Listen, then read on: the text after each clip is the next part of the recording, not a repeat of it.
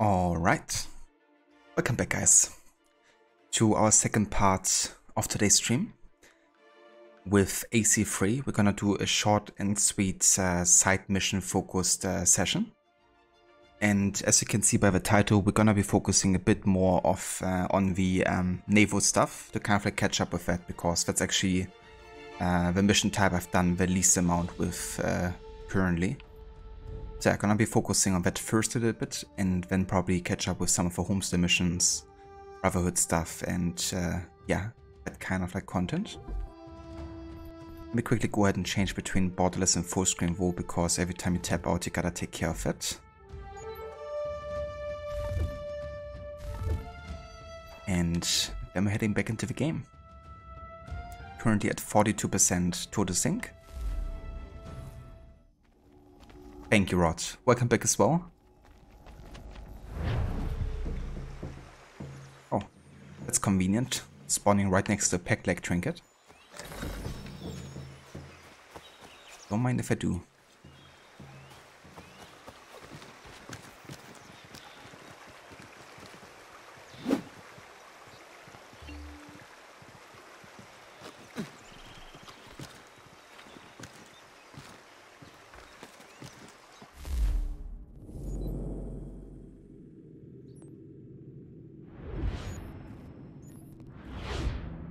One thing that would definitely be beneficial here is getting lots of money, because the ship upgrades are actually quite expensive, and we could definitely need some of them. They're not necessarily needed to get all the forcing requirements, but they can definitely help you out big time. So let's go ahead and take care of some trading first, because it's gonna be a good way to get money here. Just gonna see if there's anything I can buy again.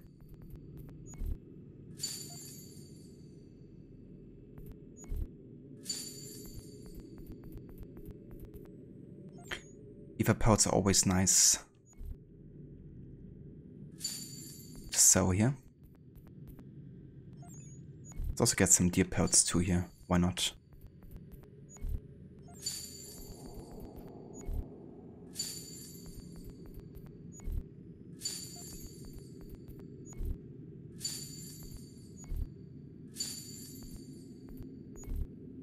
We can focus on crafting. Now that we have a big day, we can actually craft things like arrows as well.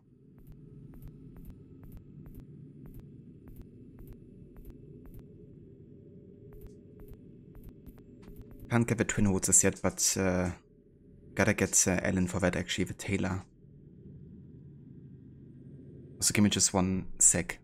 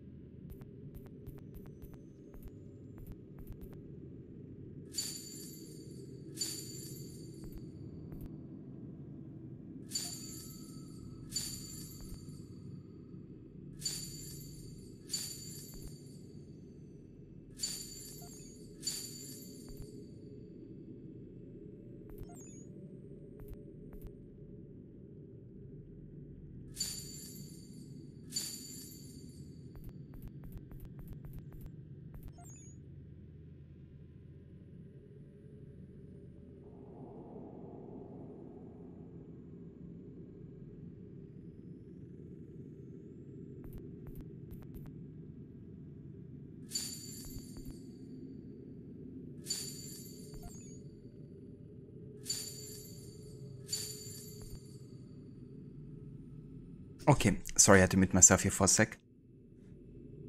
But you had gotten Connor about 90k pounds, and there's still some upgrades you couldn't afford. Yeah, it's actually crazy how expensive it is, you know, compared to like other stuff in the game. But it can definitely be quite the advantage. That's for sure. Okay, that's everything I can craft. Actually spend quite a decent bit of money there on the crafting department. Spirits are usually actually a good thing to sell here, to be honest. What else do we have?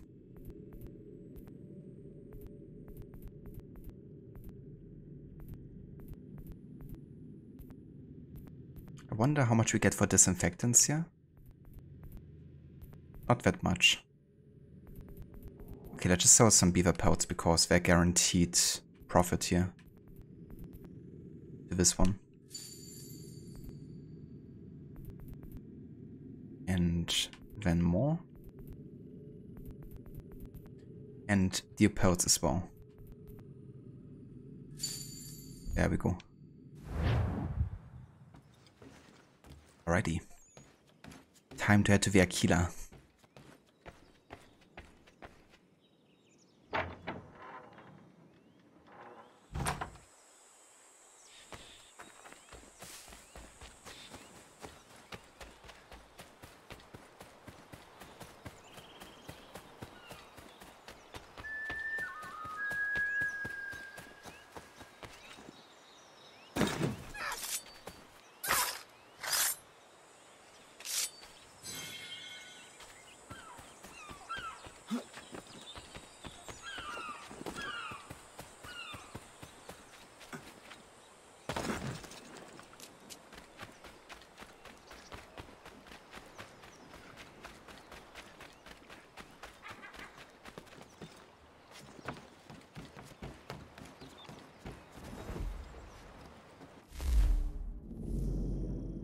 Okay, I guess we could actually start with one of the major missions here.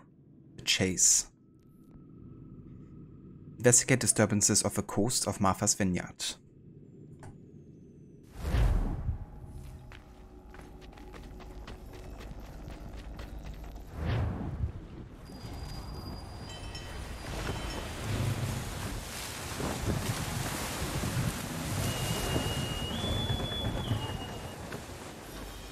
Ah, it's good to be at sea again, but I don't much like that sky. Even a pretty sunrise is a bad omen to you, Mr. Faulkner. Where are these raiders? By guess and by God, an easterly course toward the coast. Miss Mandy reports of some British boats gathering somewhere in these rocks, threatening the vineyard.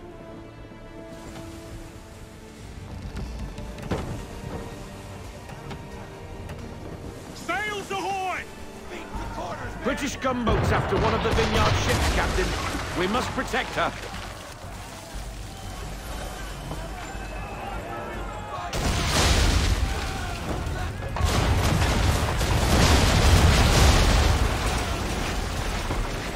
We need to protect the civilian ship. We need to keep the gunboats off her till she reaches the vineyard pier. So can't drop below 50% health here. But yeah, with a swivel gun, that's definitely easier against these smaller ships here.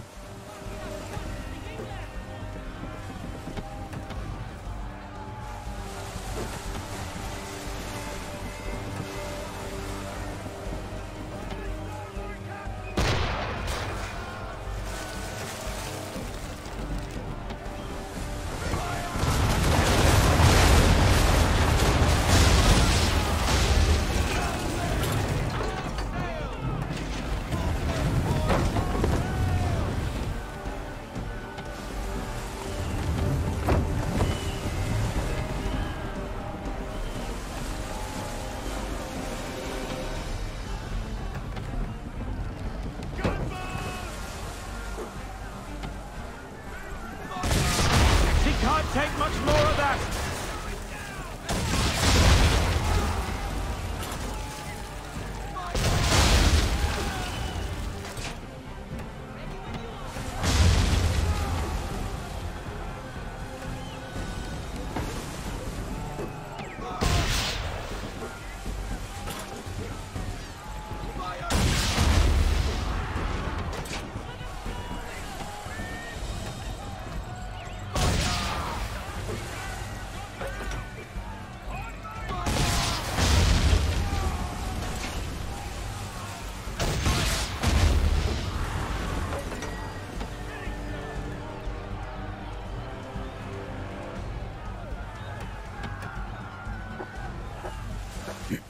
Okay, please tell me that's it here, because we're getting quite close to 50% health.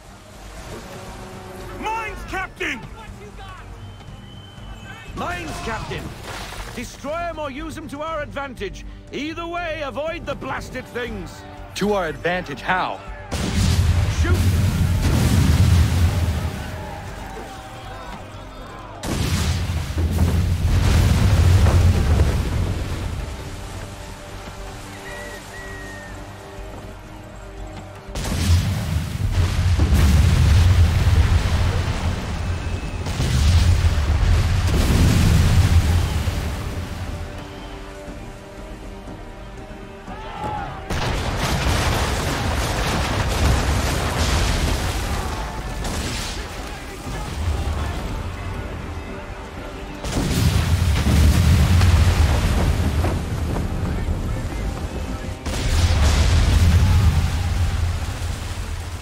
High precision getter.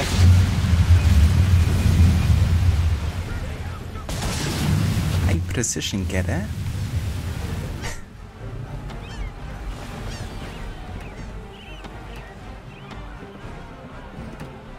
Can Haven, Edward and Connor look around in unison? Yes, just the ones who wear ship captain things. Haven turns around and sucks off. No kidding. Yeah, the only Kenway who doesn't have any kind of like major background in ship traversal, I guess.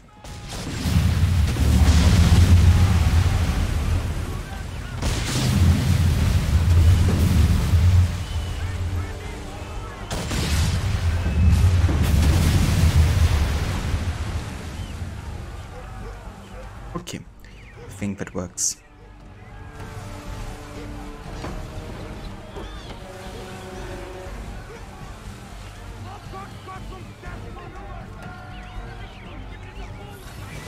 She should be safe now, but it's a hot chase.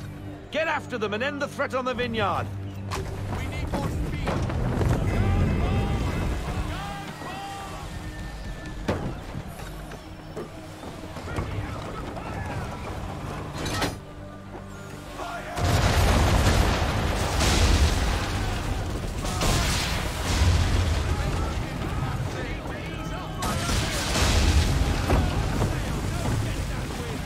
They veered north. Not there, but an abandoned fort.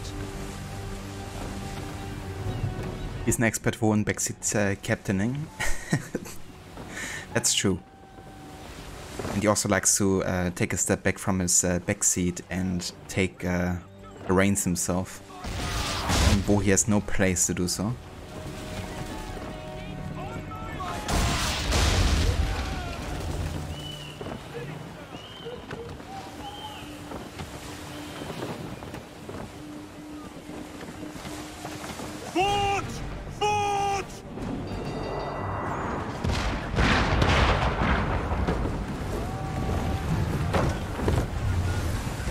Lobcock shouldn't be there.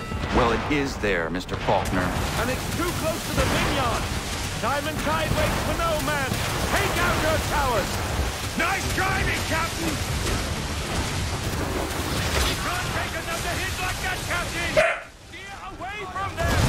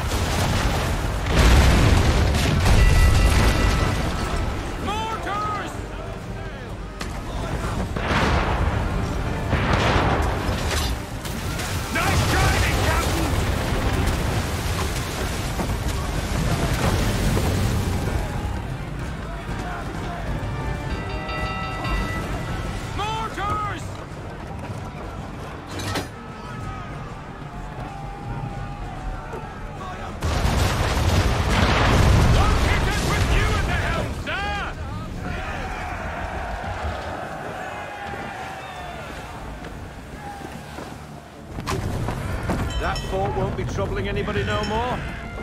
Bloody English have gone too far this time. That is the problem. What reason would the English have to threaten Martha's Vineyard? It has no strategic value and its people remain peaceful. I fear an influence of a different kind saw to this. Templars. But what they intend, I do not know. Your orders? I need time to piece things together. We set a course for home. Aye, aye.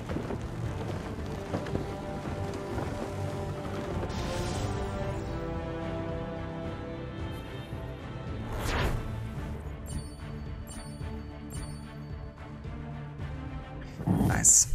That does it. Definitely a lengthier naval mission, that's for sure.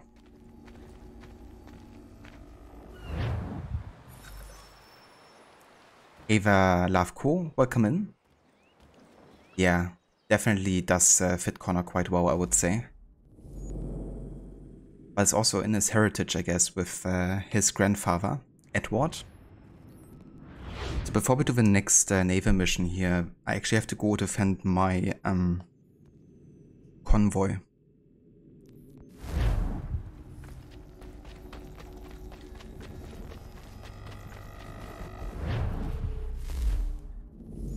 Because it is getting attacked over here.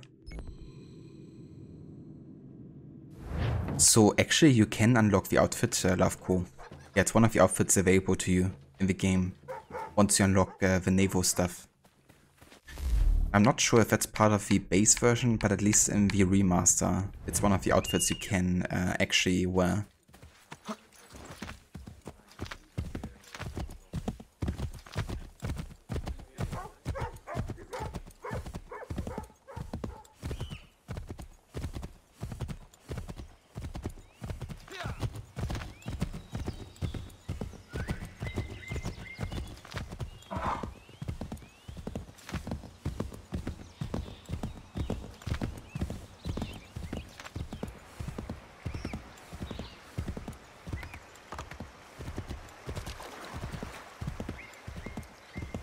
I gotcha. Yeah, that could be, I guess. They did add a couple outfits for the remaster version that weren't in the original one. So, yeah, I guess it might not have been in the OG one.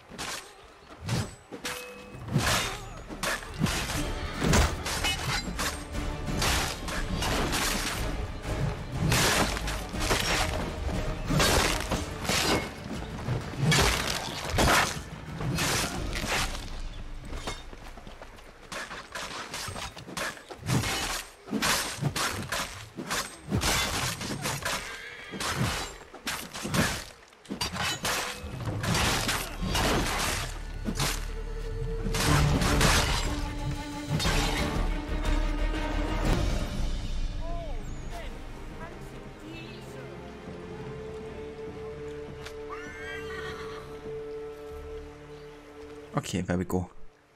That saves our convoy here. Nice.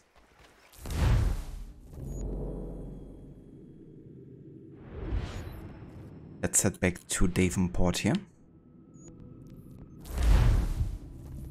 We do have Captain of Aquila outfit, but it looks weird. Okay. What does it make look weird, actually? Doesn't it look pretty much the same in the game?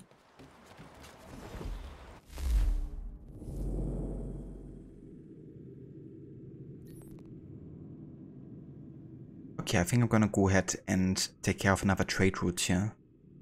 How about we head up here? Troubled waters. Drive British privateer ships away from a trade route.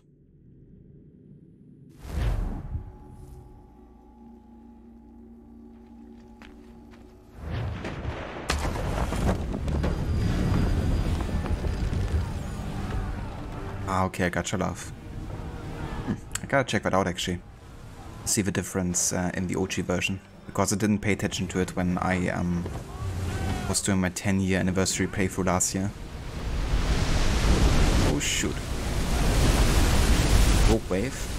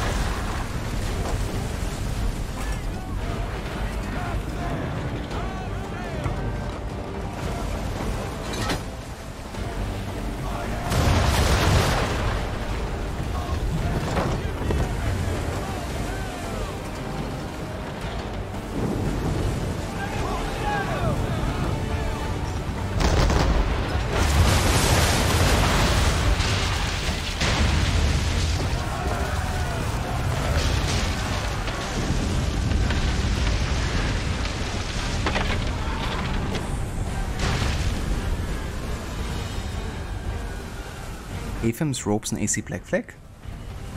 Since when does Black Flag have Haven ropes though?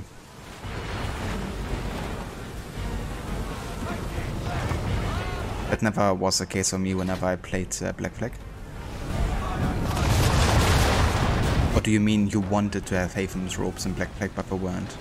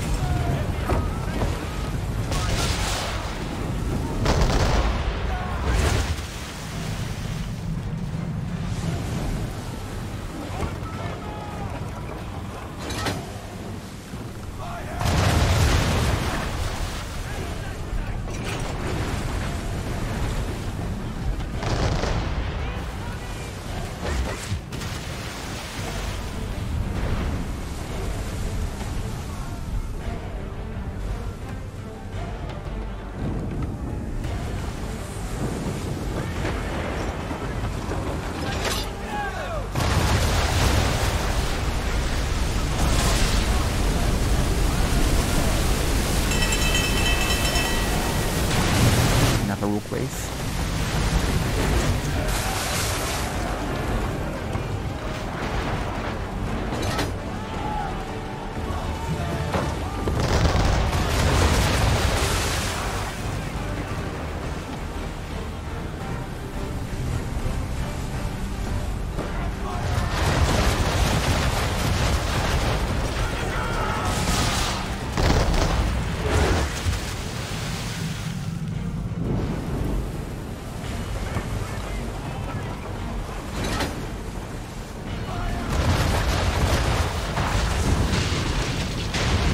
Two out of 3. I think one more charge round here and we should be able to finish off the last one too.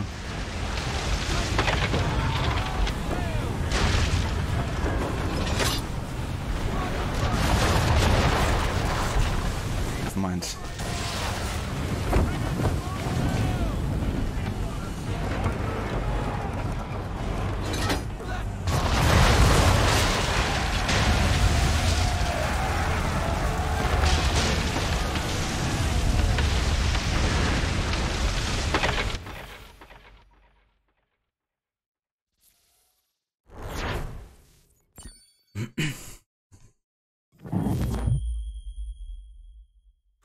Ah, okay, I got your rod. I had no idea there was even a Haven outfit in Black Flag, to be honest. But then again, you know, I never had like the special editions for Black Flag either, I guess. That's interesting. Yeah, never had any idea that there's a Haven outfit in Black Flag. Yeah.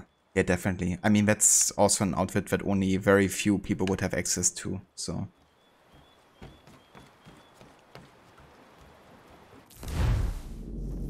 Okay, let's have a look if I can buy any extra upgrade here. We could technically get the ram, but I think I'd rather get more money for heat shot or grape shot. Probably grape shot because it's really good against like small ships.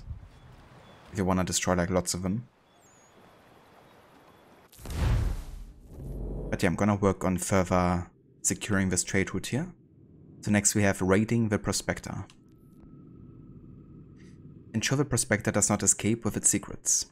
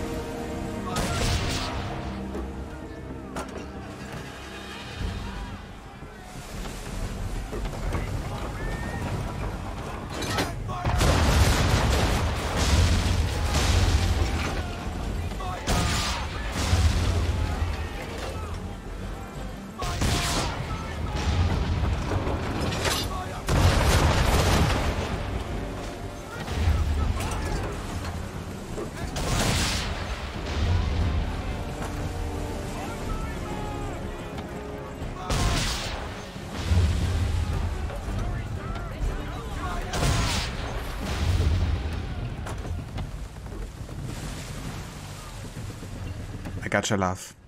Yeah, I mean, if it's only like Edward robes with like a bit of like color change, it would definitely be disappointing, you know. Especially if you actually went ahead and pre-ordered, you know, the special edition. For that to be the reward.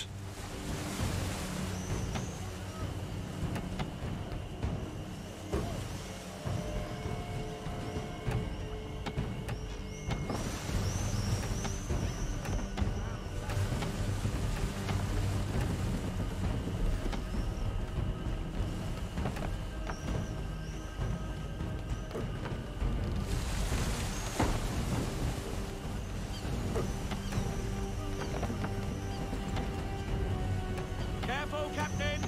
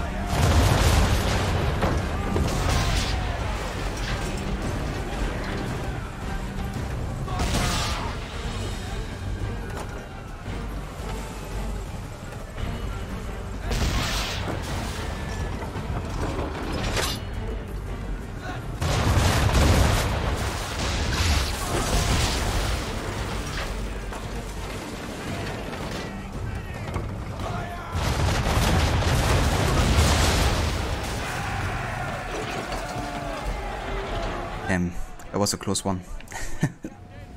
9 seconds left. I'm actually really lucky that I got the insta weak point on the frigate. Because if I didn't, then I definitely had to restart that mission. Cheers, Rod, thank you for sharing that. Let me actually have a quick look on my phone here.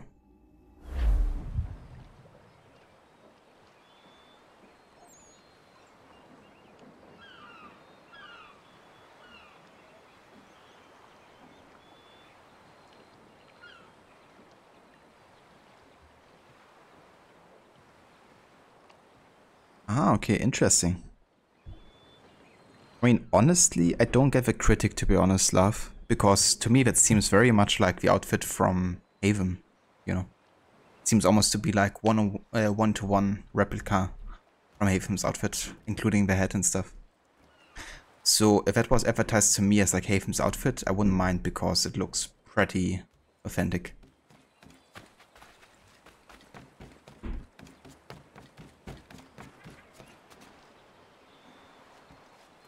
Also, give me just 1 sec.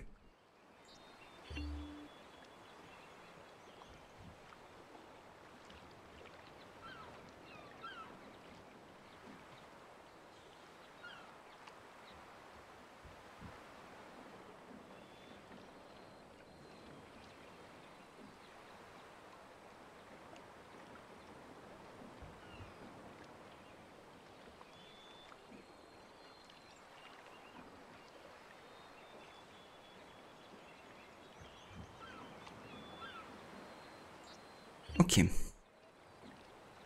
It looks okay, but not really a fan of it. Yeah, I mean, it looks a bit weird on Edward, you know, because it doesn't seem like the type of outfit he would be wearing. But definitely looks quite authentic to Haven's outfit, at least, I would say.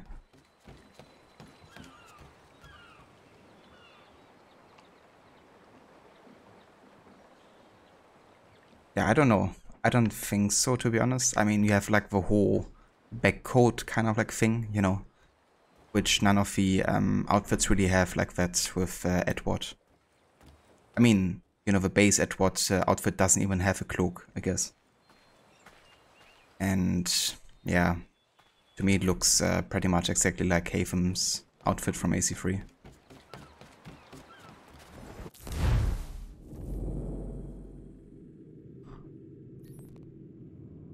Okay, next naval mission, we have one of a kind. Secure the trade routes once and for all.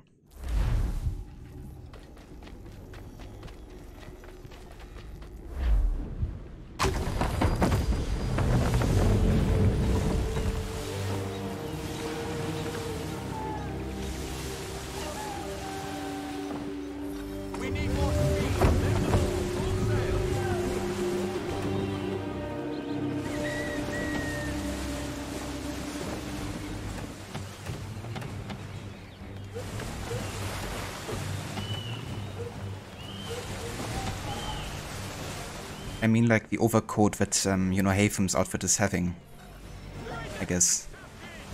Where all these symbols are painted on, I guess.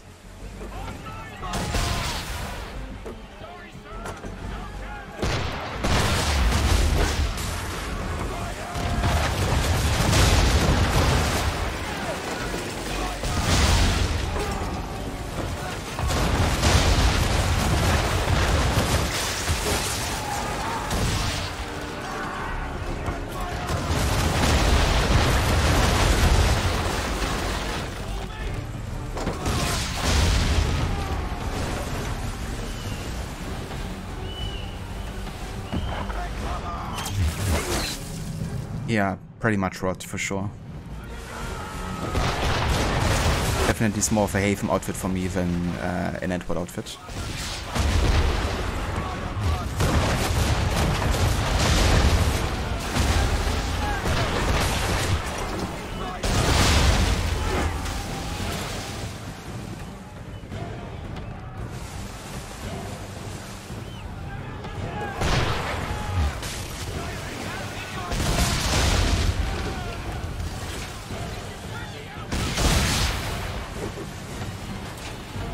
Jesus, that's a lot of chips, yeah?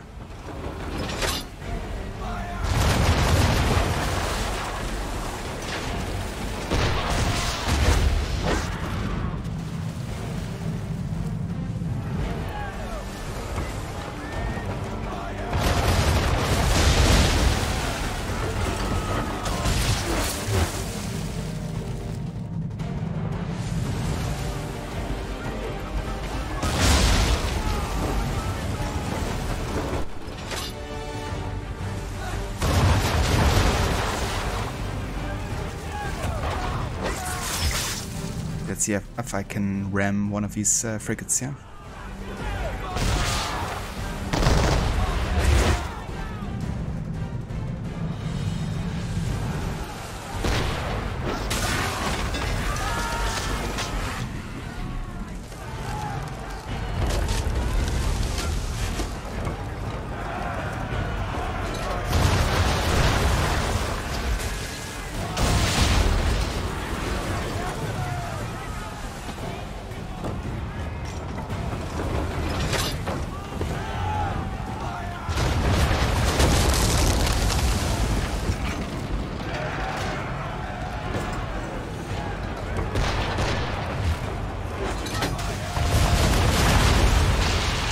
There we go.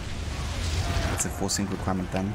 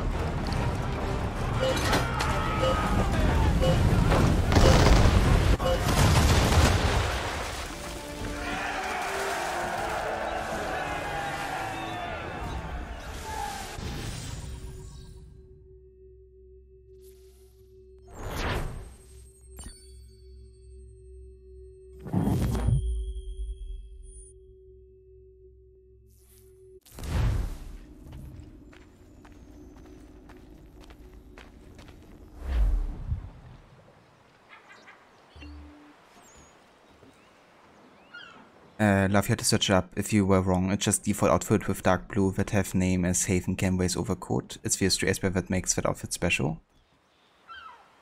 Oh. I mean, I was just looking at the short that Rod sent in the chat, I guess, and that to me looked like Haven's outfit pretty much. But yeah, maybe we're just meaning different ones, I'm not sure. That's true, there's also that outfit, I guess, Rod, you know, where at the start of the game, I guess you overtake Duncan Warport's outfit. And what then makes that his own, I guess.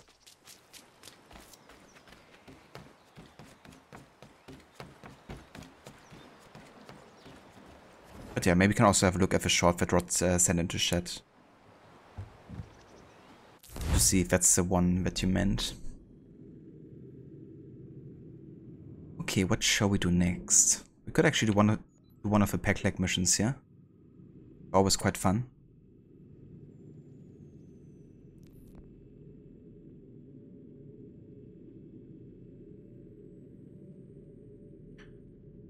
Ever proved to be a better fighter than Warpo? Yeah. Even though he also got shot just moments before, right?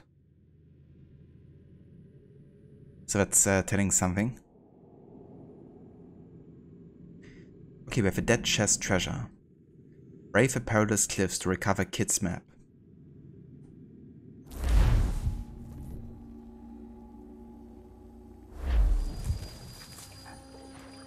Ooh, this is a tricky optional objective, actually. Ship's graveyard's just around the point. Can't miss it. The men say Abel Owens was aboard one of the doomed vessels. If it's true, you'll find what's left of him here. Scavengers love the graveyard, so be on your guard.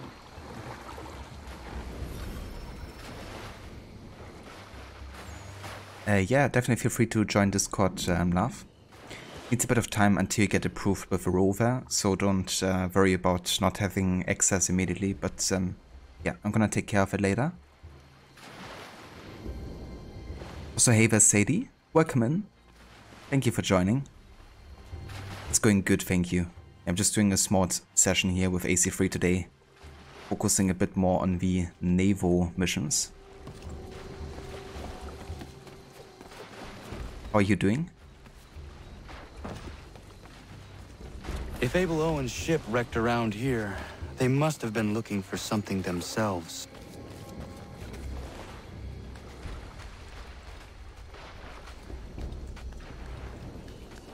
I think I did. I think I watched pretty much all of the trailers for Hellblade 2 so far. Definitely has got me excited, because I loved the first Hellblade game so much. That was actually the favorite game of the year that I played it in, for me.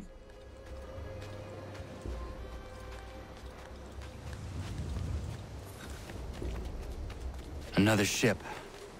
Scavengers.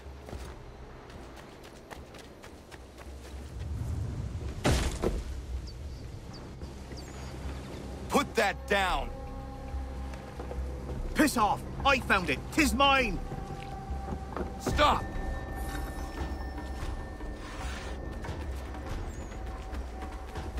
Leave me be! I found it! What? Cheers, Sadie. I appreciate the lurk. Not. Yo, hold up. Gotta perform running assassinations and we gotta stay within 40 meters of a target here. That's a bit tricky.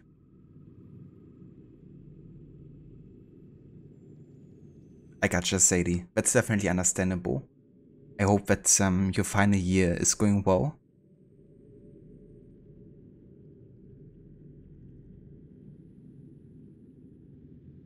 But yeah, definitely understandable. You would be a bit more busy with taking care of that.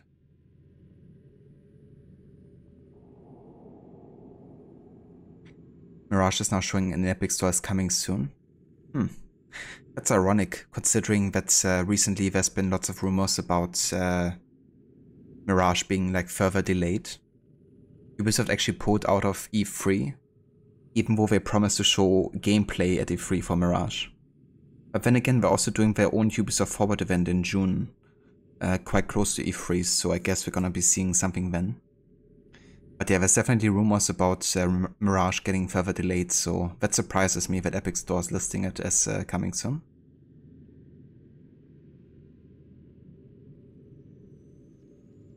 It's going definitely. The project has been fun to work on though. Nice. That's good to hear. Yeah, if you want to share on what kind of project that is, definitely feel free to do so as well. Always interesting to me to learn about that. Hey there, Dave. Welcome in. Does Force Sync wound you up? Yeah, this can be one of the trickiest one to get, especially with combining, I guess, running assassinations with staying in range. Because sometimes running assassinations also don't trigger as well. Or you get like thrown into combat before you can perform the assassination, so it can be a tricky one for sure.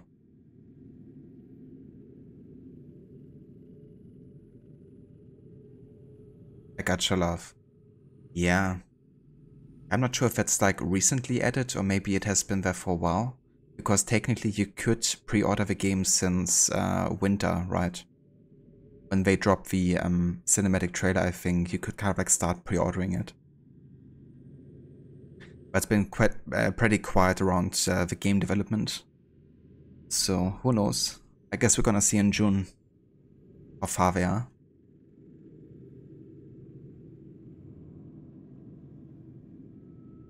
Sadie, it's a VR project recreating an abandoned London Underground station.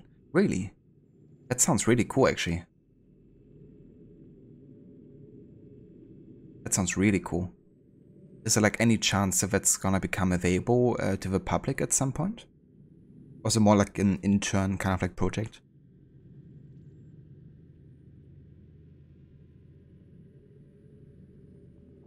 It was tricky, took you a whole afternoon or two. That's fair. I definitely had also like some missions in this game, especially playing it for the first time 100%, where it just took me ages. I think the mission that took me the most retries in this game was the naval mission where you had to destroy all frigates with their weak points. Because there's also like a massive storm happening at the same time. And it's just absolute chaos and lots of RNG to get it right. The first time I tried to do that, it took me like 15 or 20 tries. Not gonna lie. Nowadays though, since I have done 100% playthroughs a couple of times now, I definitely have gotten my tactics, which makes it easier. But playing it for the first time was a pain in the ass sometimes.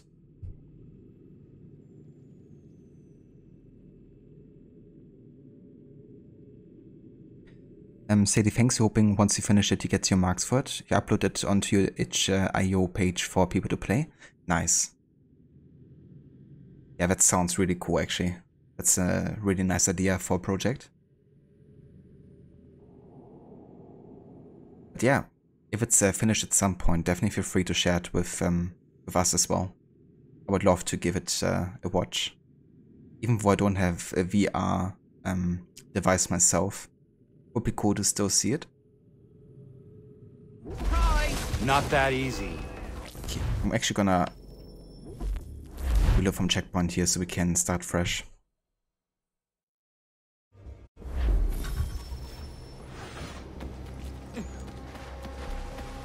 Leave me be! I found it! What you carry is mine! Is it though? Nice try! Not that easy.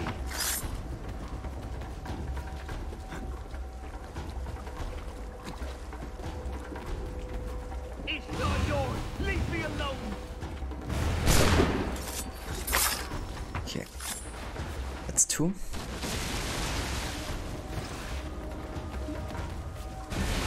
Why are you taking me? Like how we're having this like massive X Give me what I came for! with us. It wouldn't be very helpful with running and stuff. What's mine is mine, ratty hole. Okay, that Hand works. it over. Sorry, mate. Looks like you lost this treasure hunt. Oh, I didn't.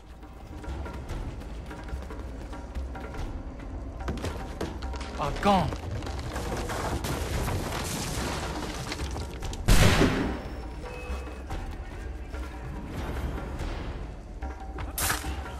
There we go.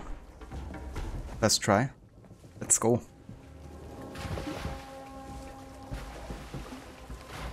Near the wolves' abode.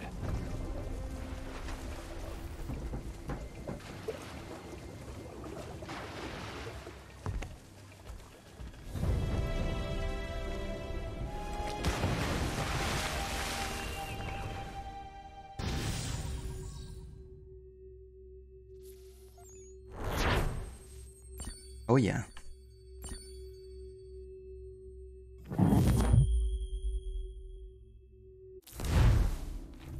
Yeah, so there are actually some gameplay screenshots for Mirage available. There's been some leaks as well, I think, showcasing the city and stuff. Been a bit reminiscent of Origins, actually. I guess they maybe have also used some assets from Origins, which would be understandable. There's also some concept art that has recently been leaked as well, of like the bazaar or something. So there's been a bit of like concept arts and wallpapers going around, I guess. Am I doing a challenge run at the moment or just playing for the fun? I guess both. I'm doing a challenge run for the AC series run that I'm doing this year.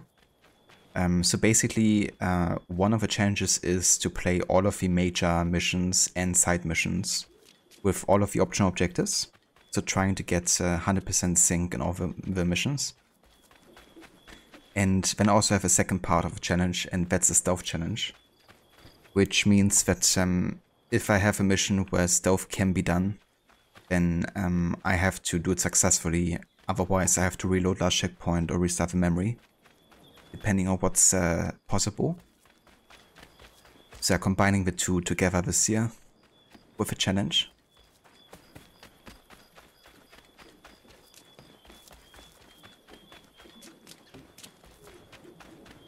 But yeah, I'm still having fun doing those challenges, so I guess a bit of both, I guess.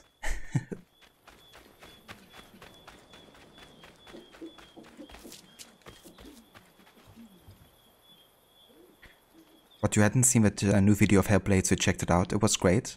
Plus you watched a video of real-time facial animation demo using MetaHuman, and Melina Jürgens, who plays Senua, was involved, and it was already impressive. There's a link to that, and you posted in Discord too. Cheers, dude. Thank you for posting that. Also in Discord. I think I've seen that one recently, but maybe it's like a more lengthy version of what I've seen. Definitely gonna check it out later though on Discord. So thanks for posting.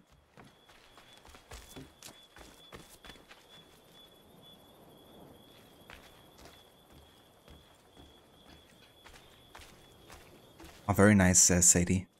Yeah, that's a great thing with the AC games, is there's like all kinds of challenges you could be doing technically. Like stealth, of course, would be very suiting for the type of games that they are. One thing I can really recommend, once you feel a bit more comfortable with the controls and navigating yourself through the game worlds, is no HUD. So essentially playing without any of the minimap or kind of like other indicators. Because that actually totally changes up the way you play these games completely. But it can also be tough, and there's some games that work way better with that than others. Especially the newer ones work a bit better, I think. But yeah, there's so many ideas I guess you could do as a challenge. Rotted has also done no damage challenges. You could also do no upgrade challenges, I guess. So only playing through the game with like the base version of the equipment.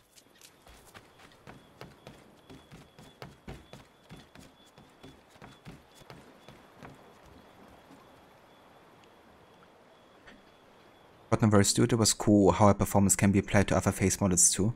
That's true. It's definitely great how technology has come so far to allow that kind of like, you know, to happen. And yeah, she's also just such a great actress, you know. Especially considering that she wasn't even planning on playing Senua, you know. But it's almost like she was meant to be an actress, you know, like seeing her perform now.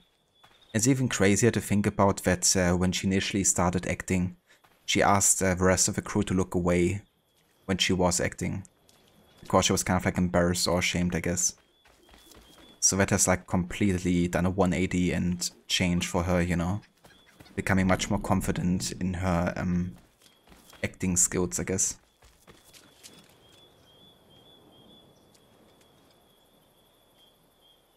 Yeah, that's fair, Sadie. Honestly, I wouldn't recommend no hard challenges unless you have played through the games a couple of times already. Otherwise it can be very confusing, I would reckon. Okay. Let's go for another smaller naval mission here. Sinking a secret. Another privateer mission. Locate the Dartmoor to destroy its secrets.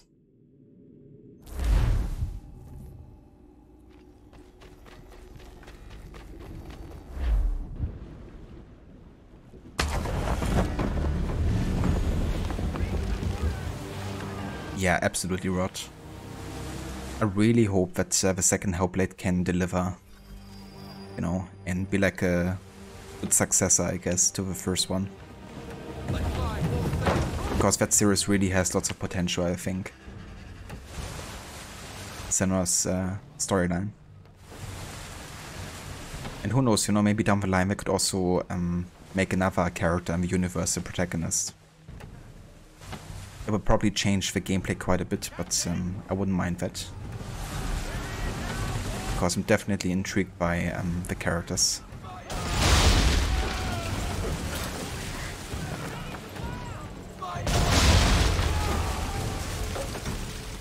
Watch the cliffs, Captain!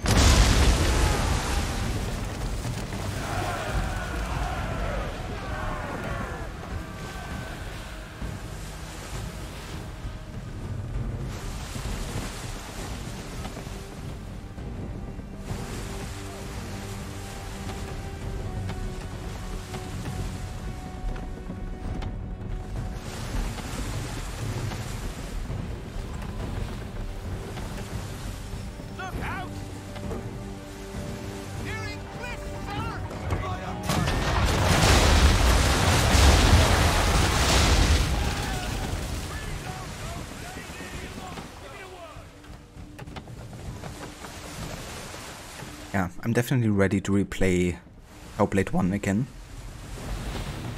I almost played it every year since I played it for the first time, I think.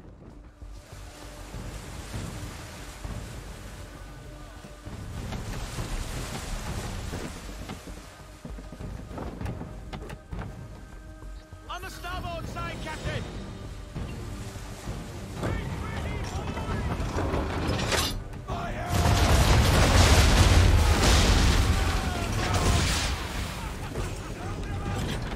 Yeah, that's true. I mean, you know, the influence of the Raiders and the Northmen would definitely have been affecting many more people than just Senua, I guess.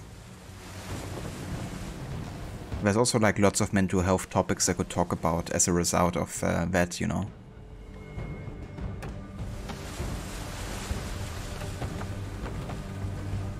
But I think it would be great if they kind of like keep mental health a focus of the series and the universe, you know. Because there's not many games that kind of like go about it in as deep as that game did, you know, and also doing that amount of research to portray psychosis, you know. It was a very brave step actually to do that, because in lots of for lots of people it's still a taboo topic, pretty much, you know. It's great they actually went ahead and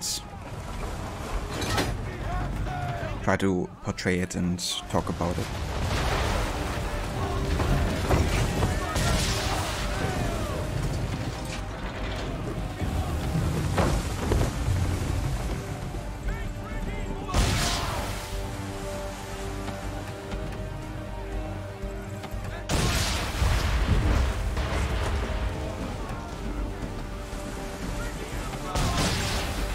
Yeah, definitely. And I think I can already tell by how they have promoted the second game.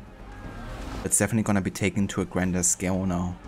Also with Senua having kind of like a clan, it seems, you know, and like people she can rely on. Which opens up the way for potential other characters to have like a bigger focus, I guess. And having like their own individual stories.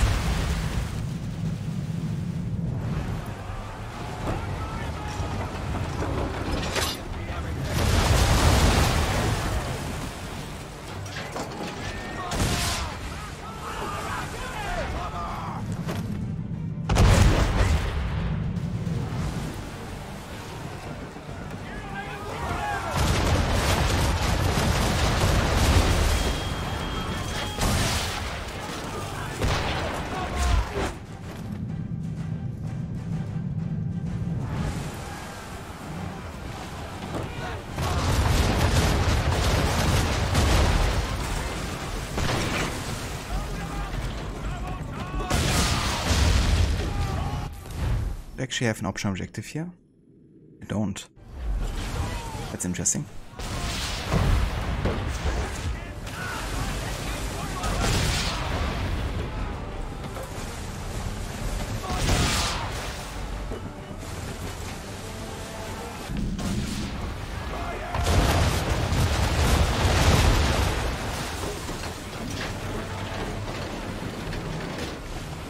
Hey Veroni, welcome in.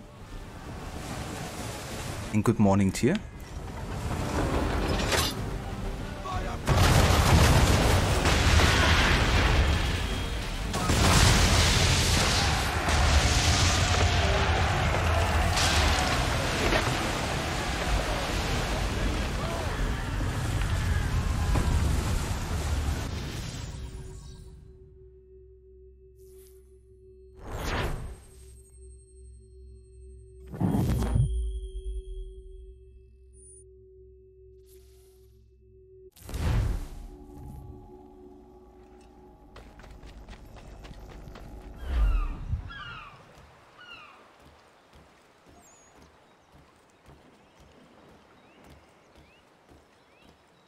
I don't know if you guys heard it, but there's actually a bit of a storm happening here over as well. But I guess you could also think that for some of the missions it could have been also in-game. But yeah, having a bit of a thunderstorm here ourselves.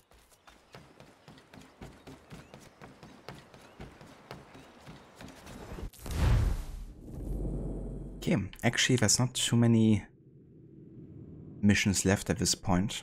I think I'm gonna still try to take care of this trade route, and then we can probably take a break from the naval stuff for a little bit.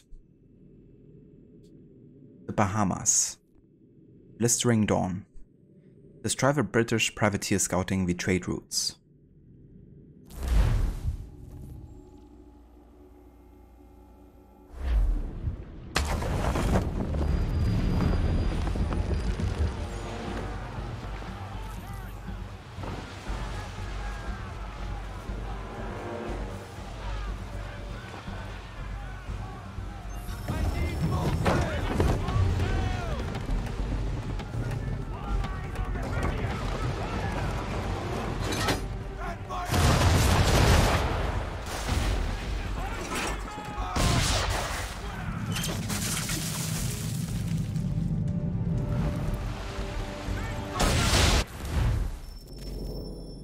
Ah ja, limit damage taken 25%. Fair enough.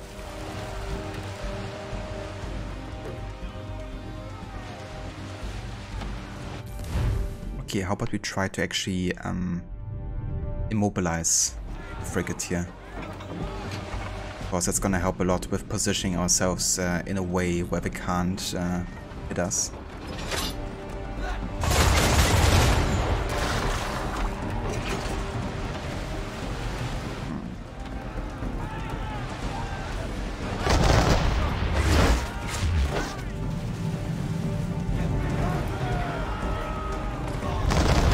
No worries, Lizzie.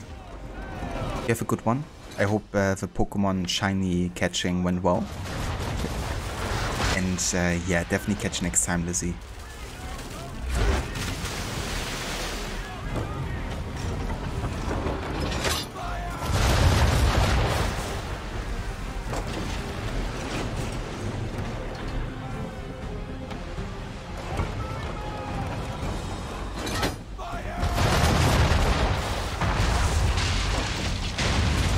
One down.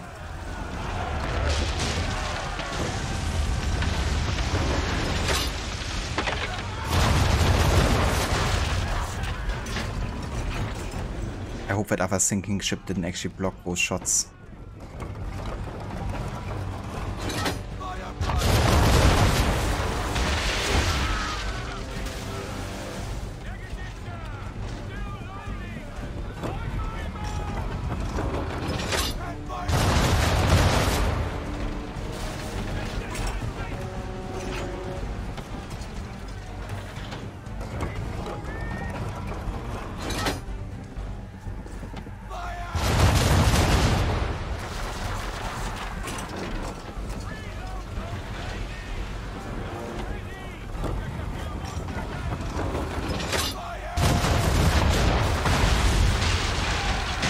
There we go.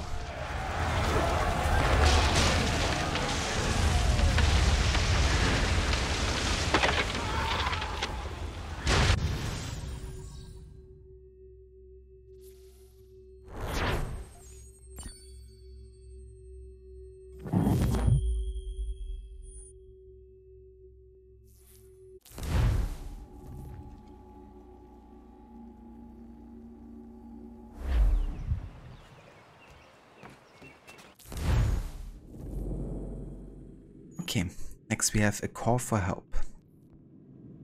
Respond to the Independence's distress call.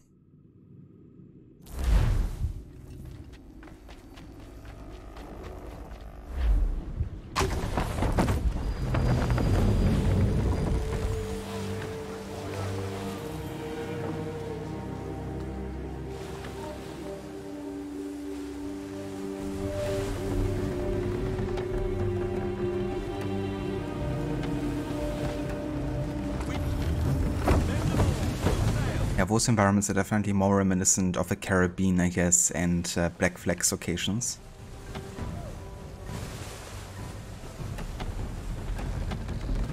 It's quite interesting how many assets were already there, you know, that Black Flag could kind of like reuse for their game, I guess, and expand upon. Yeah, Black Flag's Caribbean is just so damn gorgeous.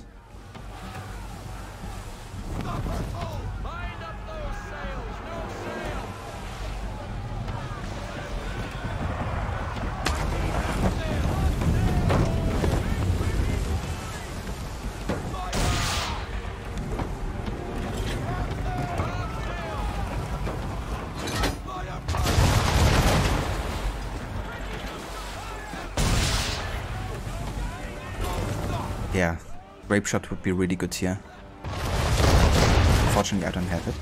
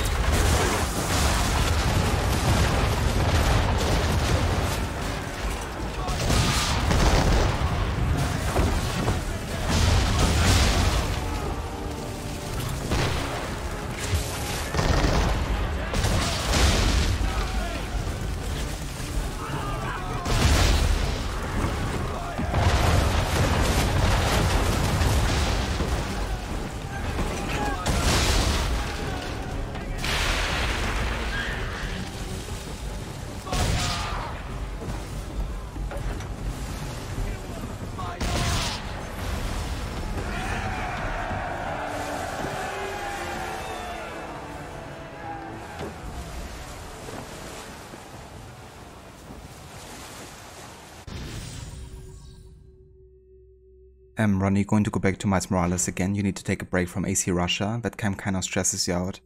It's understandable. I found Russia to be the least enjoyable ones out of the three, to be honest. Because yeah, there's just so many mechanics and missions that are kind of like a pain in the ass to get done. But I'm sure you can get eventually past it. But yeah, if it stresses you out, then it's probably a good decision to focus on something else and then come back to it once you feel like ready again, you know, for the challenge. Totally understandable. That game can be really damn difficult at times. And very unforgiving. Search for the Somerset. Locate and destroy the privateer ship, the Somerset. You think you liked India the best? Yeah, gameplay wise I liked India the best too, to be honest. I think it had the most fun missions overall. I think story wise I liked China probably the best because of Chao Yun and her story and how it's connected to Ezio. But Abbas is also really cool and funny character. I liked overall that it was a bit more lighthearted, I guess, at times. India, I mean.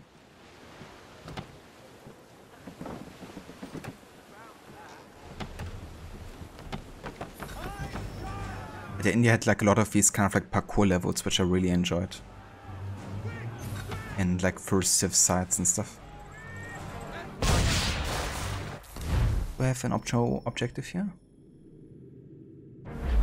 Oh, I've already done it apparently.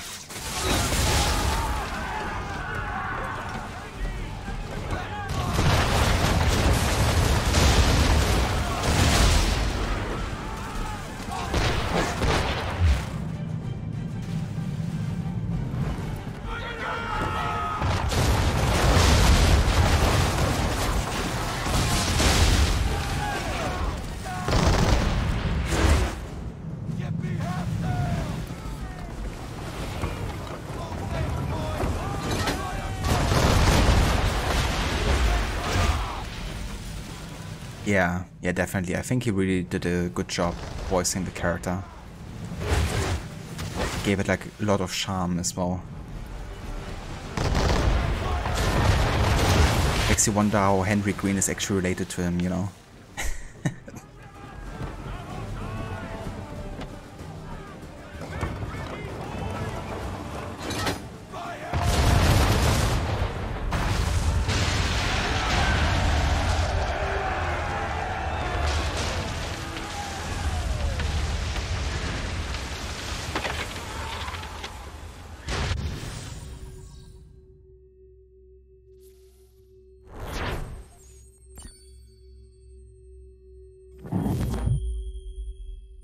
Okay, but yeah, I think that's all the Naval I'm gonna do for now, because there was quite a few missions.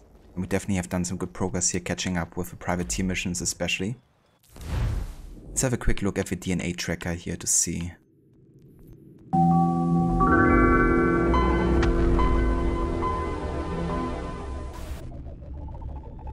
Also, hey there, Cubesy?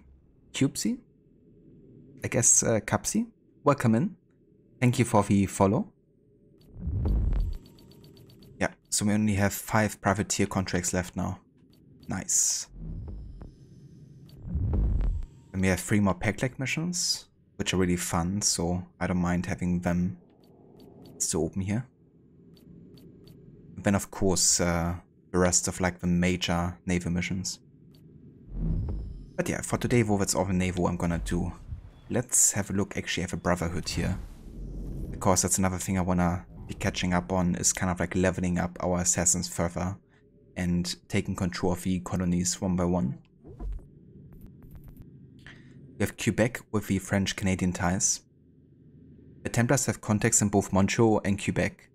Travel to our northern neighbors and investigate the scope of our power. I think the Templars especially have invaded Quebec. I have a feeling. New Hampshire, we have Templar scouts.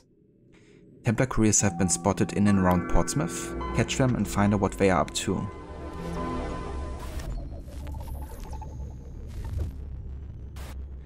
Also, hey there, Cloudy Woods. Welcome in as well. And thank you for the follow. Ronnie, what you miss from Black Flag in this game is the seamless transitions between the ship and the land. Absolutely. It was such a game changer, you know, having like no loading screen whatsoever. Except of course if you were going to like a major city like Kingston or Havana. But the fact that you could just like go to an island and it's all like integrated into like one open world was really the next step, you know, towards like making a very fun and open world, I guess. It would have been cool if you could do something similar, I guess, in this game. I guess I can also understand with like having locations that are so far away from each other and like less of a focus on naval exploration. But yeah, for Black Flag it was just the absolute right choice. I think it was even confirmed at some point that it was kind of inspired by Zelda, or The Legend of Zelda Wind Waker or something. I never played the game, but don't you also have like a ship that you can use to kind of like sail from island to island and then explore there without any loading screen as well? I think that was kind of like one of the major inspirations for Black Flag's open world.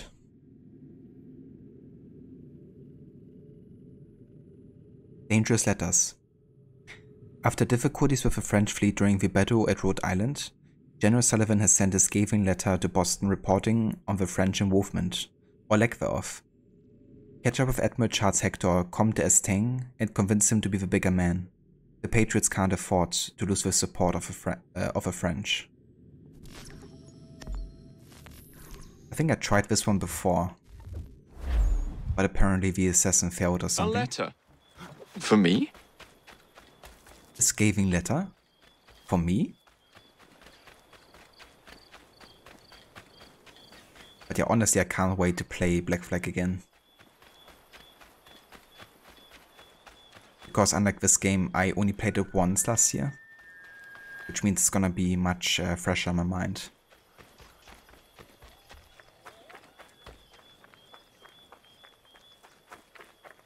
Cloudy, what's Assassin's Creed Feudal Japan when? Yeah, so Ubisoft has actually announced a game set in Feudal Japan. It's currently named Assassin's Creed Codename Red, but I'm sure there's gonna be a groupier title eventually. But yeah, the studio behind Syndicate and Odyssey is actually working on a Feudal Japan game. And according to leaks and rumors, you have the choice to play either a samurai or a shinobi. I guess that's gonna be interesting to see.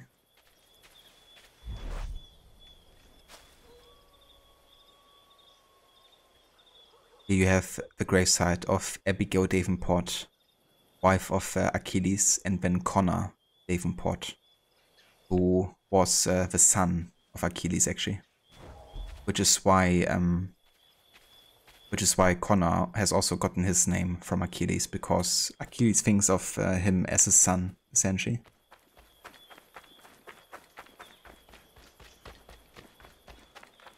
Hey the Carbon, welcome in. And good day to you. I hope you're doing well. Yeah, me too, Rod.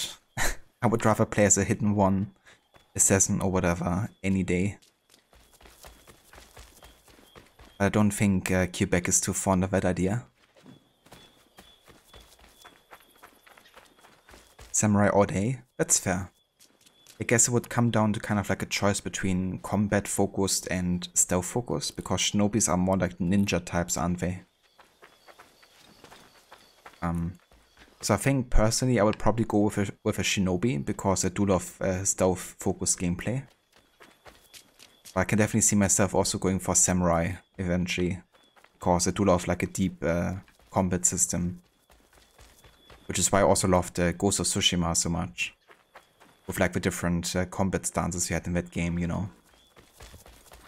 Definitely brought like another layer of depth to the combat there.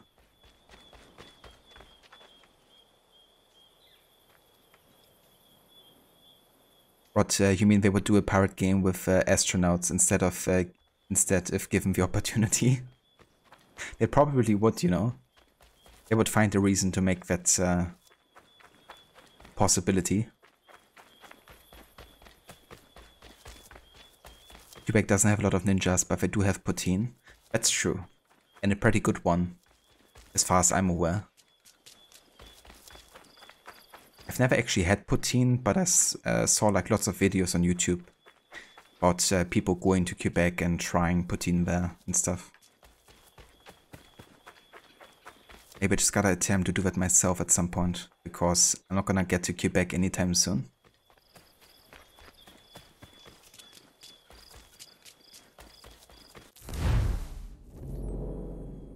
Okay, let's have a look at the frontier here, actually. Is that Skull and Bones game ever going to come out? Yeah, that's the thing, right? Like, Skull and Bones has been in development pretty much since Black Flag released. Because the studio behind the naval system in this game, and also in Black Flag, that worked on both the ship traversal, combat, and ocean physics. Ubisoft Singapore, they actually are the main developer for Skull and Bones. But Skull and Bones has changed so many times in its development with what I want to achieve. and has been delayed countless more times as a result of it. So yeah, it's also been super quiet around that development, so I don't think it's gonna come out anytime soon either.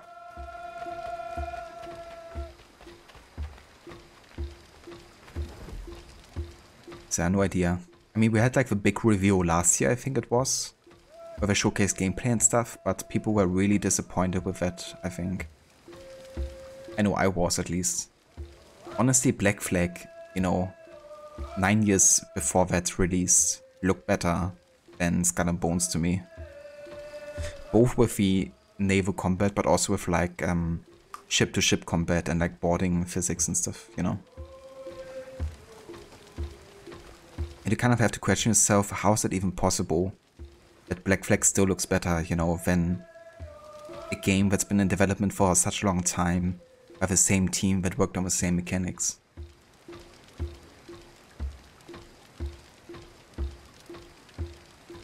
Claudia, you like ninjas too, but you're still studying, so that's why you would run Samurai first. I gotcha. That's fair, I guess. Yeah, I mean, that's a good thing with having the choice like that, because you could just do like 2 playthroughs, I guess. Checking out like either version.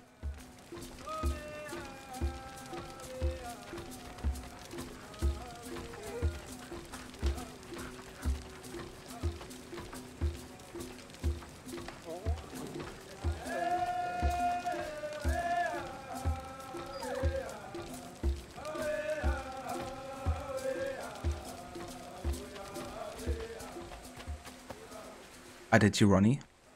I've also got invited by, I think it was Infinity, to play the trial for Skull and Bones. I didn't check it out though. So yeah, I've only seen like gameplay demos of it. Yeah, I mean, that's the thing, I guess, you know, it has like lots of potential, especially given how popular it was for Black Flag, but also for games like, how's it called? Sea of Thieves, I mean, kind of like similar concept and highly popular.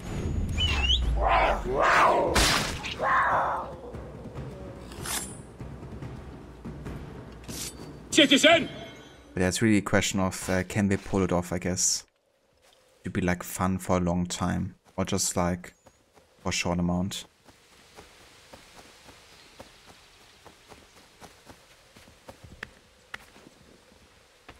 Yeah, it's definitely interesting, Rod, you know, like the fact that we're also waiting for Mirage for such a long time, even though it's running on the same engine, you know. Like Ubisoft definitely needs to step up the game, because they used to bring out quality games every year.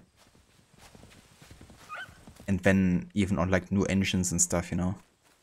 They really seem to be slacking nowadays. And I don't think it's a matter of like taking more time to take care of the games. I think it's just that they're lazing around nowadays. Or just have a really poor management.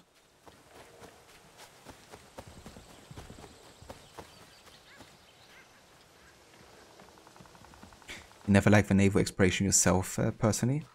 That's fair too, I guess. To be honest, when AC3 introduced the naval stuff, I wasn't very fond of it either. And tried to avoid it as much as possible. So when Black Flag was announced, I wasn't actually looking forward to it too much, because I was like, yeah, no, I don't want to have like ship exploration. I want to go like in major cities, you know, and do rooftop parkour and stuff. But when I actually played Black Flag, I enjoyed it so damn much. It was honestly surprising to me how much I enjoyed it. So Black Flag really won me over with the naval, I have to say.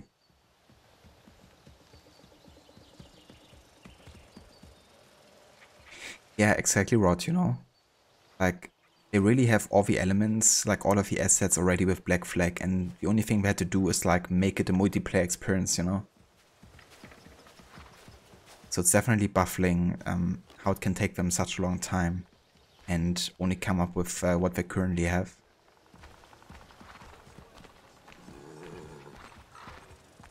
Ava Aura, welcome in. And how's it going? I hope you're doing well.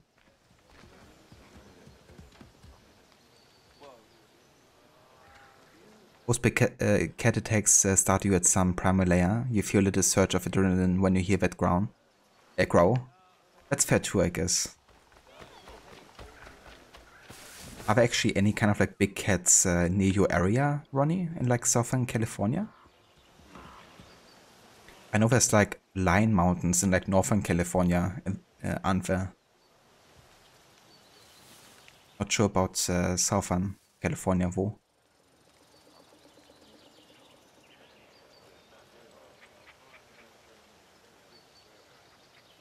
But you also think they're working on too many big and small projects at once as well?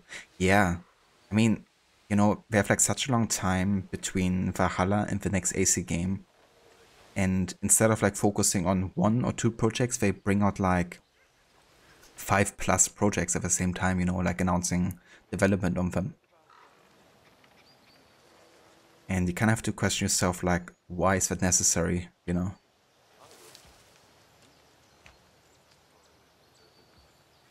Especially if we're at a phase where it's like, they all have code names, you know? We don't even have the actual game titles. It's just like, yeah, by the way, we have like a game in development, like super early stage, like we just created a concept art or something. Is that necessary to share? You know? I would rather wait until it becomes like a proper idea before they make an announcement like that.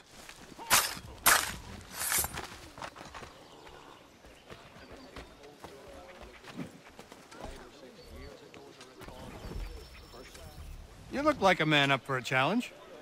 There's a bobcat round these parts, wily as they come. I've lost count of them who tried to get him on account of his pelt. Pretty near perfect. You got that? You'd make a mint, not to mention something of a reputation.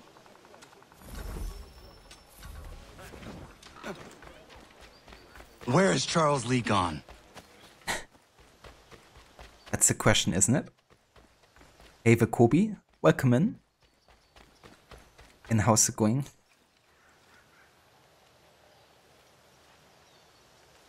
Also, welcome back, Gori. Or it's going. You're very, very tired. I gotcha. The mountain lions in Southern California too. But a lot more coyotes in your exact area. I gotcha. I wonder if that also triggers your primal fear a bit more. If you hear it in the game. Because over here in Germany, you know, we only have like house cats.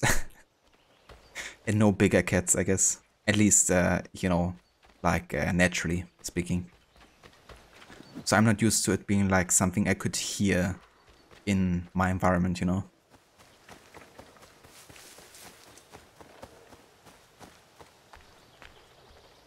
Exactly, Rod, you know.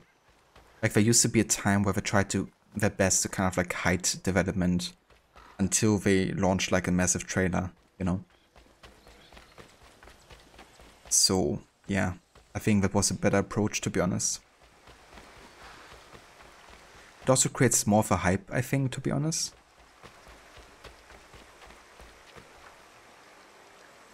Hey Vashin, welcome in. And good day to you. Claudia, after AC3 you didn't play any until AC Origins. Only thing is you didn't about it was the depiction of the Egyptians. The Egyptians didn't look like that back in those times in real history. Instead they made them look like Arabic. That's fair, I guess. I'm not an expert on ethnicity, I guess, of that time necessarily. I did kind of like how they showcased like, you know, for example, like red-haired Egyptians and stuff, which was an actual thing, I guess. And also kind of like the, you know, culture clash, I guess, happening between Egyptians, Romans, and Greeks. But yeah, definitely no expert on ethnics and stuff, or how it should have looked like in that time. Hope it's going well. You were out pretty long last night with colleagues, but all you have to do today is tidy up a bit and pack, so you can take it easy. I gotcha. Sounds good, though. I hope you had a good time. But yeah, it's going good, definitely. We played some Forza earlier. Actually finished Forza 5. So decided to go on with a bit of AC3 for at least a little while. Focus on catching up with some of the side stuff like the naval missions and stuff. But yeah, it's been lots of fun playing through Forza 5. Love that game quite a bit. No worries, Ronnie. Thank you for being here and for joining us. I hope you have a good start to your stream with Miles Morales today. And for anybody that hasn't checked out Ronnie's channel before, definitely consider doing so. Because, yeah, he's a great streamer, playing all kinds of games. Also a big fan of games like Assassin's Creed and Rockstar games. But yeah, currently he's taking a bit of a break from Chronicles Russia. And instead is going back to Assassin's Creed to play Miles Morales.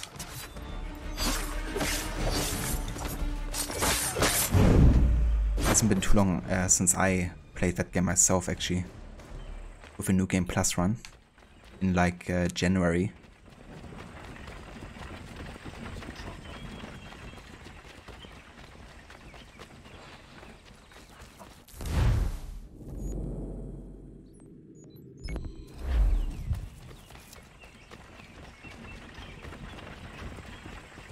Yeah, same here, Goody. I think it's a nice feature to have these driver tasks, you know, and to kind of like be able to compare yourself, I guess, with your friends if you want to. And the whole idea that the driver tasks are based on like the car selection and driving style that you have as a player. It's a really cool idea they introduced since Forza Horizon 2, I think.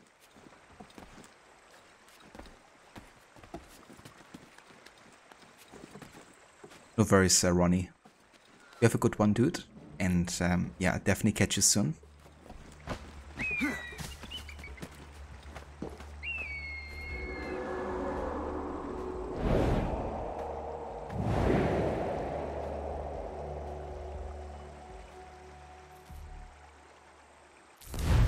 I should have a shopkeeper here somewhere, don't I?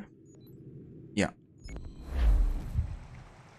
I do wonder if there's like new outfits or something. Or if I have to finish sequence 8 first. Or maybe I have to start sequence 8 by going to New York. Before I unlock the next outfits. That could actually be the case.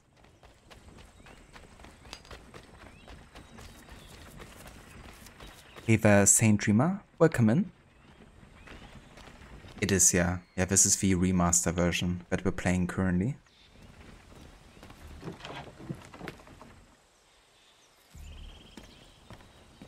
So, what can I do for you, Mynheer?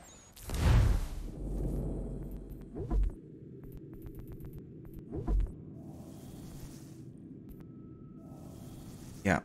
Yeah, they're still locked. Apparently. Okay, let's just go back to the classic. Whoa. What happened to O'Connor's outfit? It's like part of it I'm missing. But as you can see, this is clearly the remastered experience. It's kind of funny, but there's actually more bugs in the remaster version than in the OG version. At least whenever I play the game.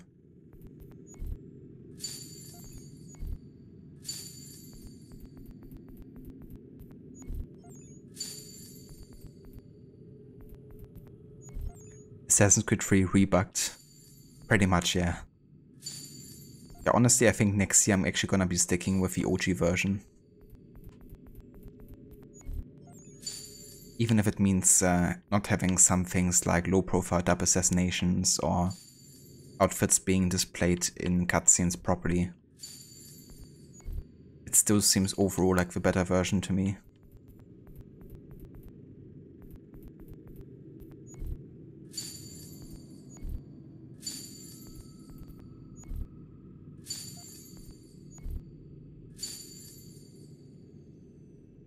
Ah, nice. We're playing Valhalla. Is it your first time playing Valhalla?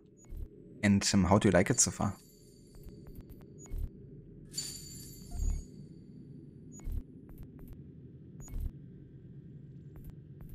But yeah, the older AC games are definitely quite different to how Valhalla is. But that doesn't have to be a bad thing, I guess. It's kind of like good they changed it up across the series, I guess. But yeah. Definitely hope you have a good time with Valhalla. Because I definitely did have a good time with it.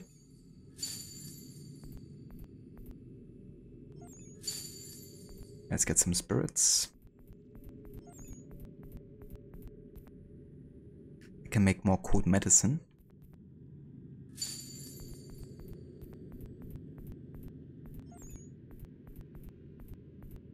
And that's it. Time to trade. Let's go ahead and sell some deer pelts here.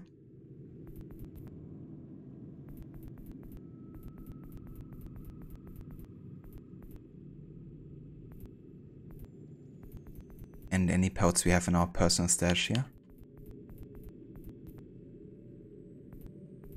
They will lead me to Lee. It's kind of interesting that the cougar pelt gives you less money than a beaver pelt. Unexpected. You would think a cougar is much more difficult to catch than a beaver, you know?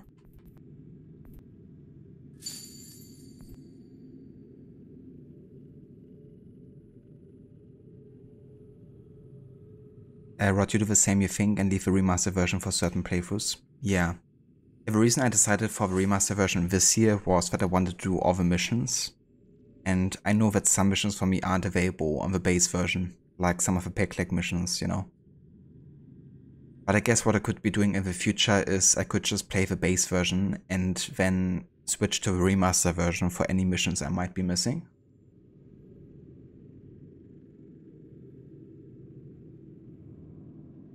Kind of just access like a finished playthrough and replay the missions that I'm missing, I guess.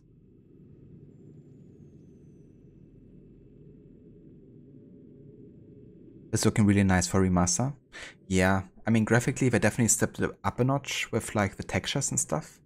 And even the lighting. But yeah, it's definitely a bit unfortunate, I guess, that they have like so many bugs in it.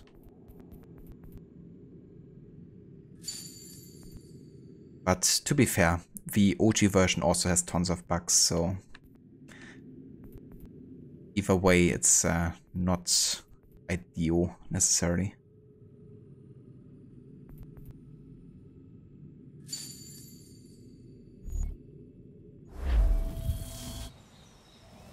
Saying it's worse than Odyssey and Origins, but it's still very fun. Not a big fan of the combat in Valhalla though. I gotcha. Yeah, it is quite different, I guess. How it worked and felt like in Origins and Odyssey. I do really love all the animations in Valhalla, like all the finisher moves and stuff. But yeah, I think there's definitely a balancing issue they have with Valhalla, with the combat. For me, it's like at some point it's either way too easy or way too unbalanced hard.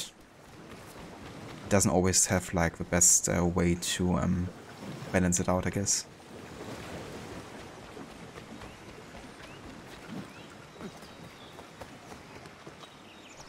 Worst crafting trading UI ever. And I mean, it's even better than the OG version War Harbinger. I think in the OG version you had to like select every resource individually every time. Whereas in the remaster one you can select multiple resources at a time. So it could be even worse, I guess.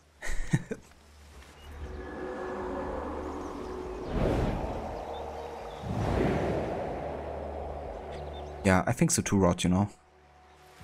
Especially since it's only like very few missions that aren't available, so... Okay, I'm dead again. I swear I can never find the haystack from these tree viewpoints. Because you literally can't see them.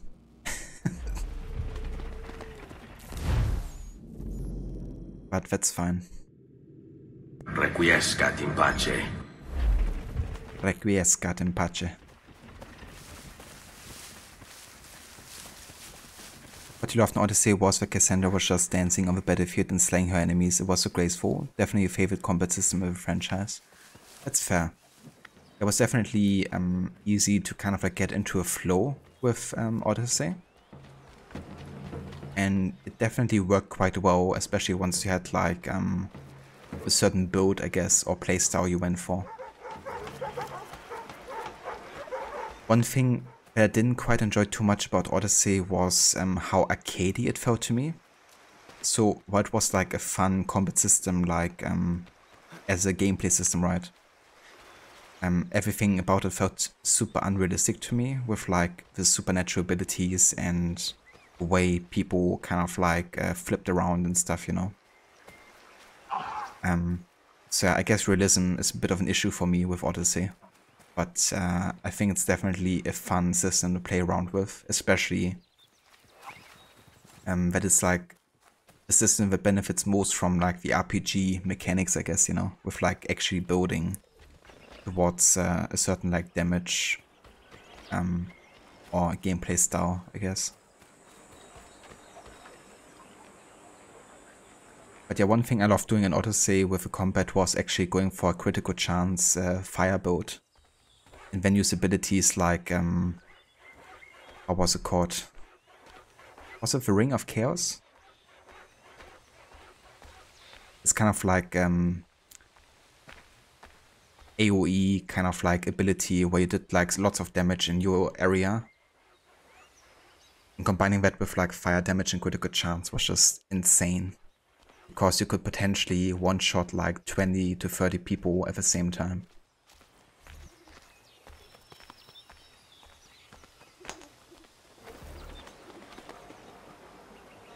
That happened to you so often, Kobe? Yeah. Yeah, it's like almost every time for me I do one of these 3 viewpoints.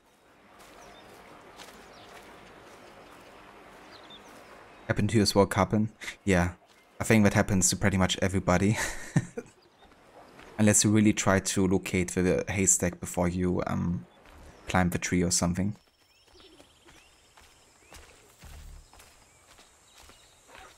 Yeah, that's true, Saint. You know, I mean, it's definitely a sci-fi kind of like series with, you know, kind of like things that of course aren't entirely realistic in terms of like how it translates to our world, I guess. But yeah, for me, I guess Odyssey took it to the next level, I guess, you know. Considering like that you have a piece of Eden the entire game that gives you access to so many different like supernatural abilities, from invisibility to like, you know, putting your weapon on fire, shooting through walls and all that type of stuff, you know. But I mean, it's definitely true though that you know, you had like abilities in the other AC games that also didn't feel particularly realistic.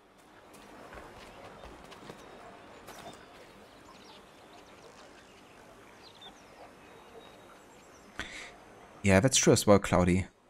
It's actually interesting because in one of the demos for Black Flag that Ubisoft has released, they actually had Edward crouch. But for some reason they decided not to put it into the game. But I still ask myself, like, why? You know? Such a simple mechanic and super useful for stealthing around. I mean, the only thing you can do is pretty much hold right trigger and A. And then go into this kind of like ducking position.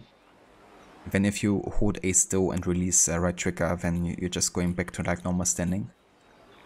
So technically you can hide behind you know, things like this.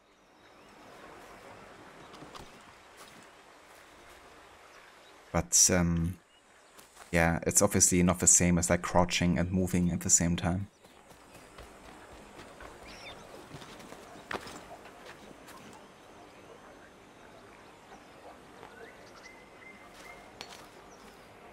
Yeah, the raids were a cool idea, I think, for Valhalla. Definitely feels badass, you know, kind of like running towards the monastery with your crew. That's why also like the Jomsviking are quite a bit that you can unlock throughout the story. Made it feel like more personal with your crew.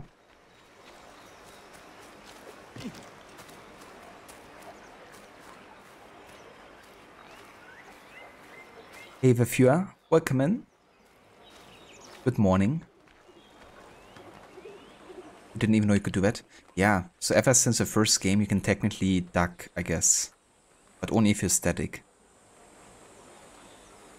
Technically it's kind of like a setup for doing this kind of jump. Which sometimes can be helpful to kind of reach something that's directly above you. But you can also use it, I guess, to just duck for some time. And you can even use it to dodge projectiles like arrows. Like an AC-1, for instance, if there's archers on rooftops, you could use this to dodge arrows that they are shooting at you. Which is pretty cool, actually.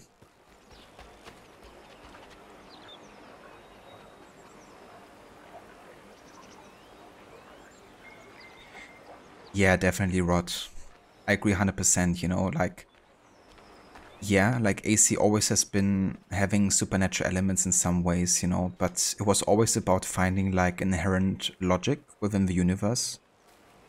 And it's all coming down to like, you know, technology, really. Instead of like fantasy, you know, superpowers, I guess. And even though we had like pieces of Eden and stuff, you know, they're not things that are like... you know, supernatural in that sense. I guess they're based on technology that's advanced and is kind of like beyond the human understanding, I guess. But in lore, you know, there's like a reason for them to work the way they do. And yeah, there's definitely games that tried harder to be authentic to that idea than others.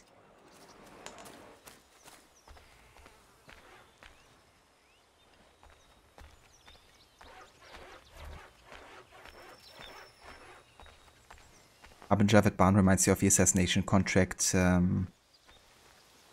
Here, one target spawned inside the house with no doors. You had to bring a powder barrel and place it next to him. What?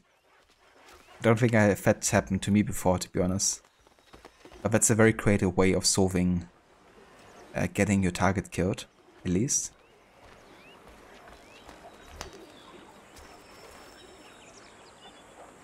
I gotcha, viewer. Well, thank you for the lurk.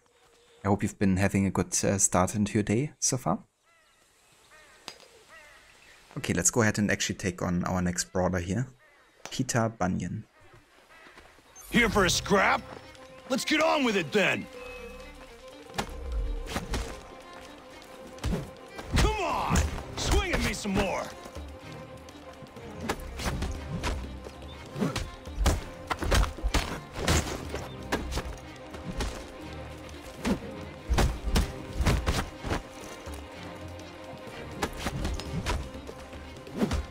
Won't get far hitting me like that.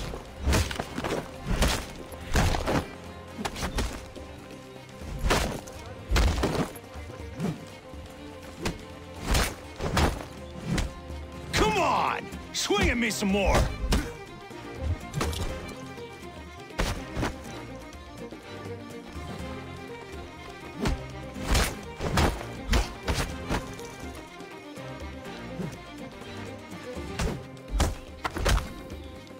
On my arse. He's very excited about getting his ass beaten up, I guess. Can I actually loot him? I can. There's 13 bucks. That's disappointing.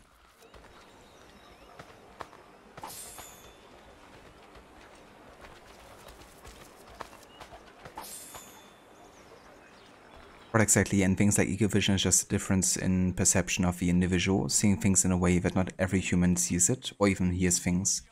Yeah. And they also make the connection to things like, even like schizophrenia and stuff, right? Which kind of like changes also the way you would, you know, comprehend and see things. They kind of like also make a bridge there, you know, between kind of like other dimensions and, you know, what you see or what's considered to be like normal seeing isn't necessarily an advantage either, you know. Wasn't it even Lucy who kind of like made a study about the effect of the bleeding effect, I guess, and how it is kind of similar to things like psychosis and stuff? I think she did. And in a way, you know, the bleeding effect can actually be a good thing as well. Because if you master it, then it can be a huge benefit. Which was actually the plan they initially had for Desmond, right? Like, they planned on for Desmond to have the ability to master the bleeding effect. And then be able to dive into his ancestors' memories without even using the enemies. But I kind of scrapped that idea in favor of making more AC games, essentially.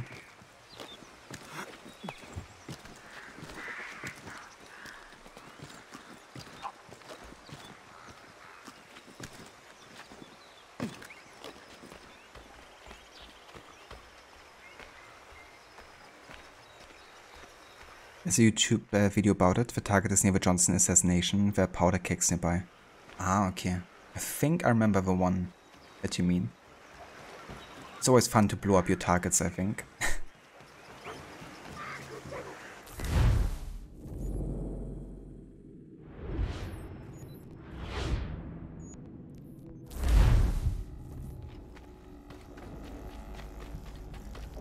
Well, that's true, and you wonder how things would have gone if they went through with that idea. You wonder if they would have kept making games beyond that point.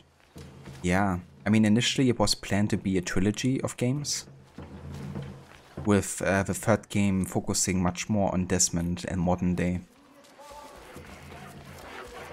But I guess during the development of AC2 they realized that they had some potential with the games to kind of like, you know, make it like a long-running series instead of just a trilogy. Which is why we have Brotherhood, right? Like, Brotherhood initially was planned to be part of AC2. Like, either a DLC or kind of like a part of a story even. It's interesting because it's actually a YouTuber who does videos with out-of-bounds kind of like things, right? Where you can access areas that you wouldn't have access to normally. And he actually went to the Rome sequence, like the end sequence of AC2, and then went out of bounds. And what you can see there is things like the Colosseum. You can even see the hiding place for the Apple of Eden at the end of Brotherhood and stuff. So lots of assets they had already in AC2 that they used to, you know, that they used for Brotherhood, essentially, further confirming that Brotherhood was really planned as part of AC2. And even Revelations was kind of like a last-minute call, which was initially planned as kind of like another portable game. And where they went around and said, no, okay, we're gonna make it like a proper full-on game. But even Revelations was initially planned as like, you know, a major title. Was more planned as kind of like Bloodlines was, I guess, in terms of like scale and how much resources I would put into it, I guess.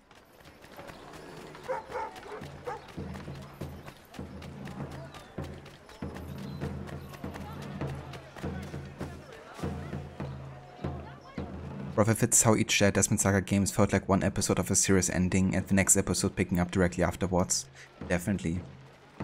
And I think it's also the reason why AC3 is still the game that is considered to be the last one for Desmond, even though it's the 5th game in the series. But it still ended with a 3rd major title, I guess.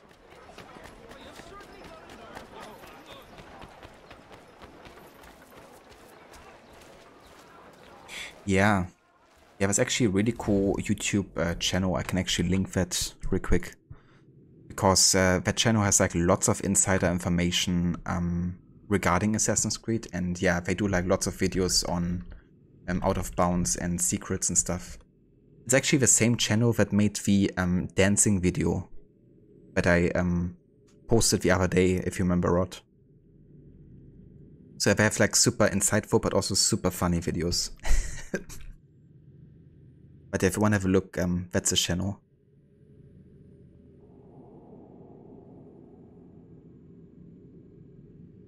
But yeah, they do like lots of funny videos, like changing the models, for instance. Like, for example, replacing Desmond with Altair, and then showcasing like modern day scenes with him. There's even a video about Unity, where they showcase the beginning of Unity, only that Arno isn't a kid, but he's the grown-up version of the model, but he's super small like a kid. Which was so damn funny when I watched that. Actually, this video right here, if somebody wants to have a look. But yeah, regarding the out of bounds for AC2 though, that's this video here. If somebody wants to have a look and actually see Rome, I guess. I mean, honestly, we could watch that together because I'm gonna call it here soon either way. So how about we just check out some videos from the channel.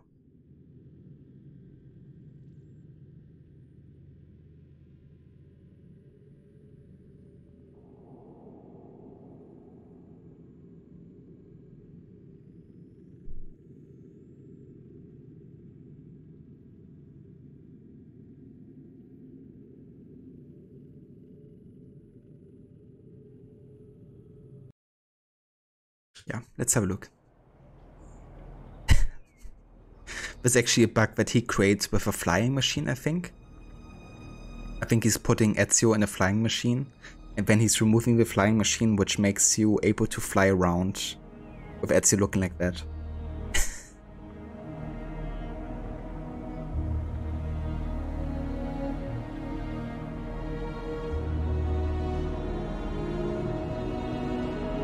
Yeah, this is all in AC2, so it'll be like inside the Colosseum here. Kind of like a rough cut. Obviously lots of textures are missing because it's not meant to be explored in person, right? If only you have like created one side of it, so from afar you would still see roughly that's okay, there's the Colosseum, you know. There was a Castel San Angelo, one of the major major locations for Brotherhood as well.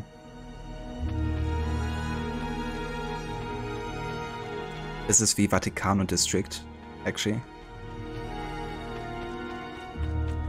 And I think he's currently going towards where the Eppo is hidden.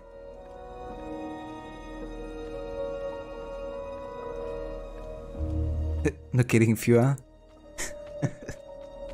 It's funny because Ezio translates to the flying one as well. There you go. Like over here you see this thing. That's actually the place where the Eppo is hidden by Rodrigo Borgia, which Ezio later recovers.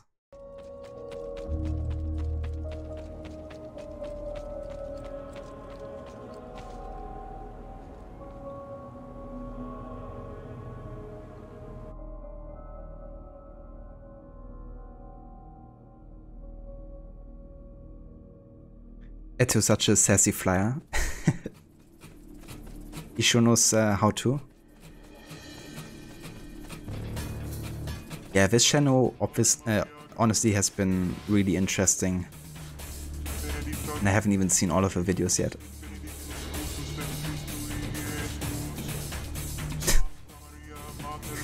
That's so funny, this animation.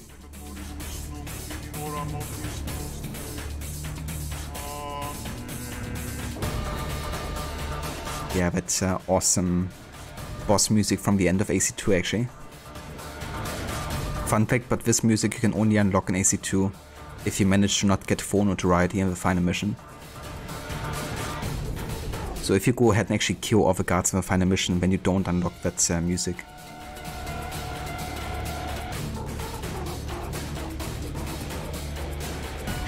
One thing I find interesting is that it looks like more grand scale than the actual Brotherhood we've gotten, which is interesting. But yeah, let's there's even a Desmond Miles Spider-Man mod. I didn't even see that.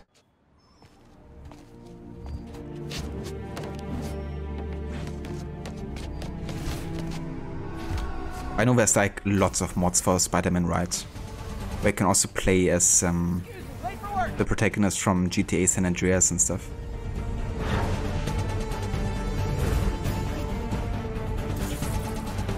Come through. Looking good, Spidey. Hello, New York. It's your editorial, the flyer.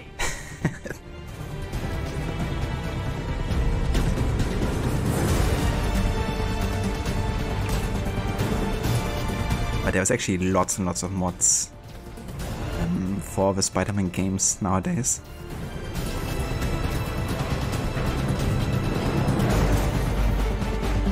Pretty cool. What else? Oh yeah, they even made a new video that released yesterday because of the delay rumors for Mirage. It's a very short one actually. Uccidetelo!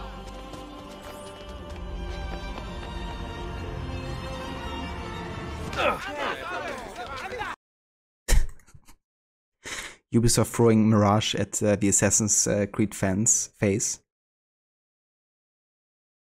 Well, that was the Arno video I was talking about, where they have Arno be very small, but he's like in his adult body.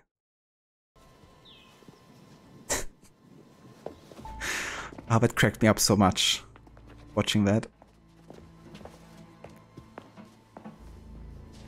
Arno.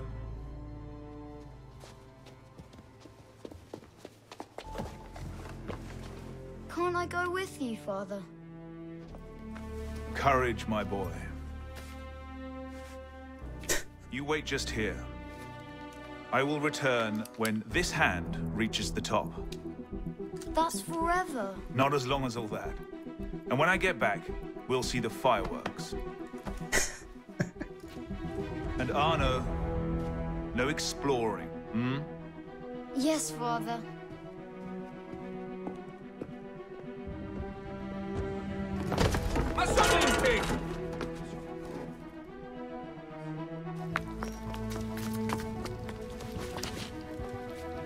Did you see their faces when we stole those apples? I'm Arno. Elise. I'm here with my father. So am I. He has important business with the king. What should we do now? No kidding, Aura. Or like the dwarves in Dawn of Ragnarok. Don't worry, they'll never think to look for us in here. It was my fault. I'm the one who took the apple. Let's see where they're going.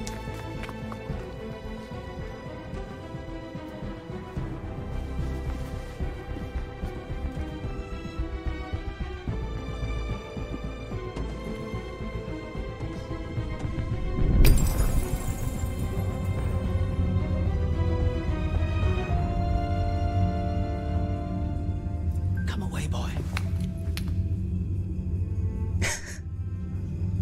Oh, it even manages to make this super sad moment kind of funny. Now I feel bad about it. Arno. Arno. Look at me.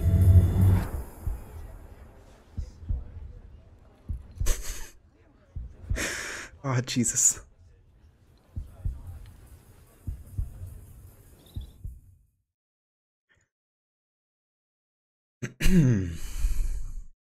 What do you want to be when you grow up, Arno? Arno, I want to be an assassin.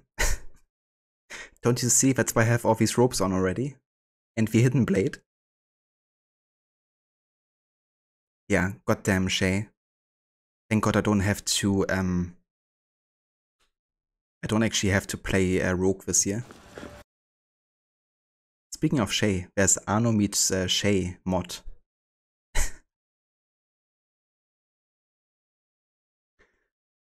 There was this gangster movie Bugsy Malone, and it had on all children cars dressing up as mobsters. It was pretty funny. Really? That sounds like a really cool idea, actually, to be honest. Would be kind of like wacky funny in like the best of sense, I reckon. What are you waiting for, pisspot?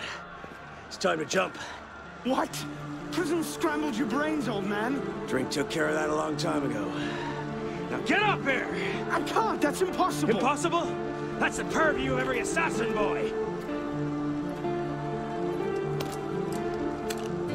If you can pluck your head out of your own arse, come find us! Make a great fit. Yes, it's so wrong on so many levels. Goodbye, piss pot! You! Back away from the ledge!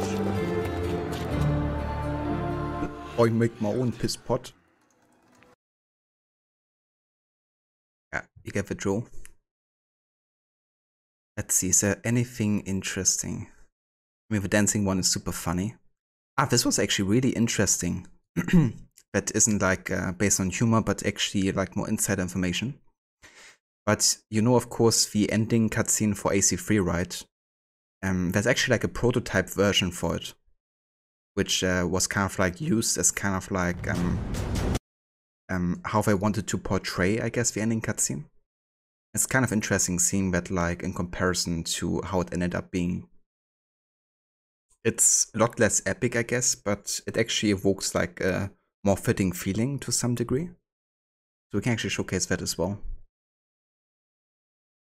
I honestly wonder how this person even obtained all of this insider information, because it's like the only YouTube channel that has this prototype video available, I think.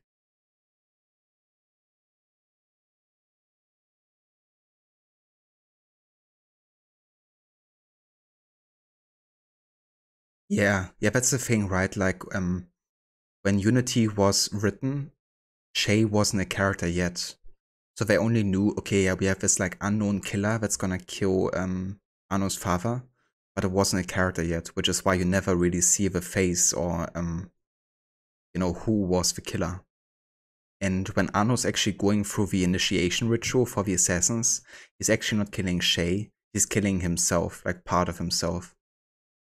So I kind of like tried to avoid, I guess, showing Shay's face because they just didn't know who that person would be eventually, I guess.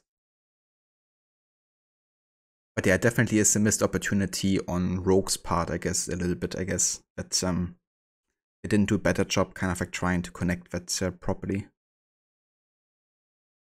But yeah, unfortunately the Ubisoft writers couldn't do much about it because that story was already written in stone, essentially.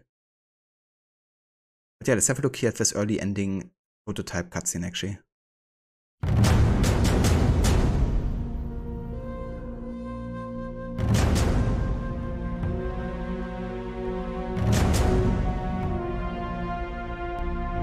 Then you emerge, 10 years spent planning, resolving to lay a foundation that such a tragedy does not befall the world again, just as Minerva and her kind once did.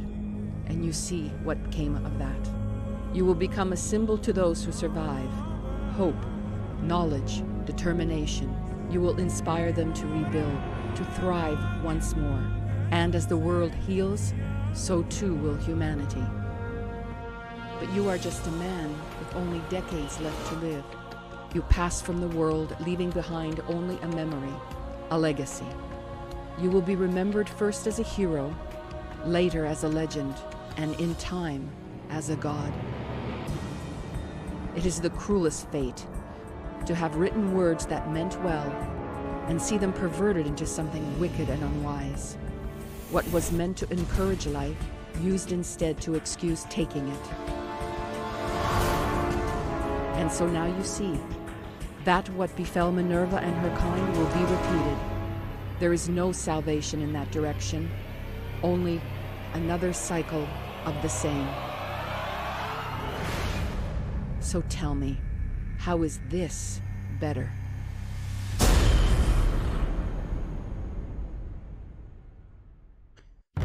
These are quite interesting. So that's a comparison now between like the early prototype and the final. So the prototype, of course, wasn't like meant to be like, you know, anything final. It was only like to give inspiration. Then you emerge, 10 years spent planning, resolving to yeah, that's how it ended up looking on the right side here. Befall the world again, just as Minerva and her kind once did. And you see what came of that. You will become a symbol to those who survive. Hope, knowledge, determination. You will inspire them to rebuild, to thrive once more. And as the world heals, so too will humanity. But you are just a man with only decades left to live. You pass from the world, leaving behind only a memory, a legacy. You will be remembered first as a hero. It's also interesting how similar it is with like the narration, you know. It's almost like one-to-one the same as it ended up being to have written in the final game. Well, and see them perverted into something wicked and unwise. What was meant to encourage life, used instead to excuse taking it. And so now you see that what befell Minerva and her kind will be repeated. There is no salvation in that direction, only another cycle of the same. So tell me, how is this better? Yeah, super interesting, you know, seeing like how much it changed, I guess, but also how much has been taken over to the final like cutscene, you know.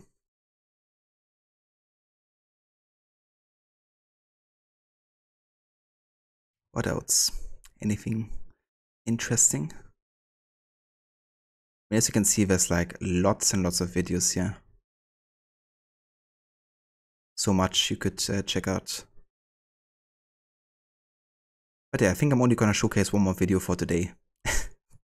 And that's the Assassin's Creed dancing. Because it's just absolutely hilarious. Desmond cries, Preacher Desmond looks so much like Oda here. That's true, yeah. I guess also with the face model being pretty much the same, and of course with like the heritage having like certain similarities. But yeah, I definitely can see the comparison too.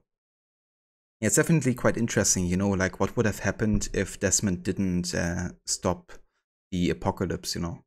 That he would have become something of like a, you know, prophet, like messiah, like figure, you know. I guess a bit like Adam and Eve, you know, kind of like starting a new era of humanity in a way.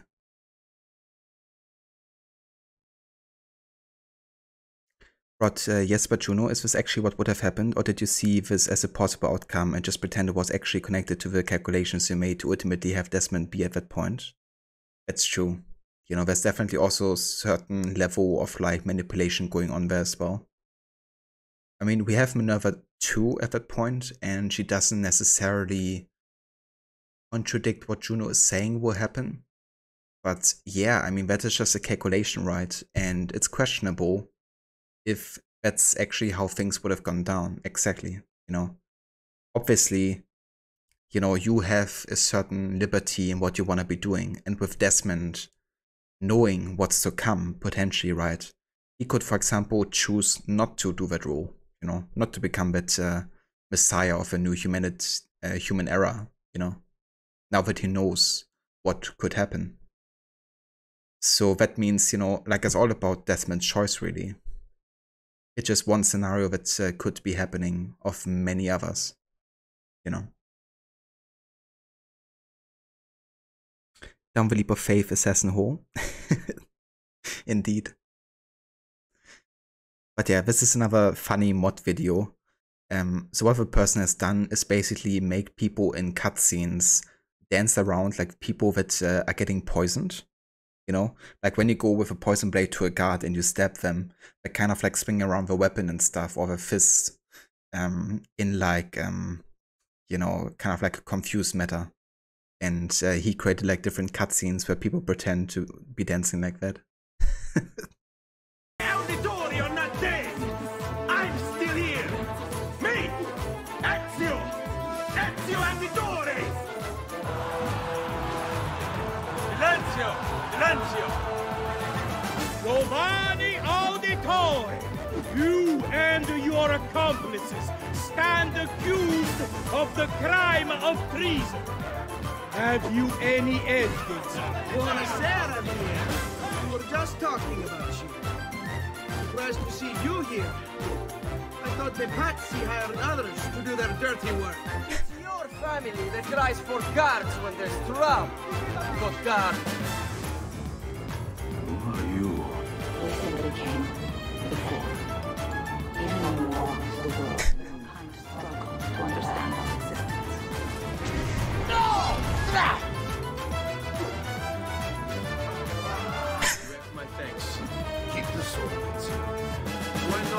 somewhere. Don't you recognize me? It's a me, Mario! Uncle Mario? It's been too long, Nipote. Far too long.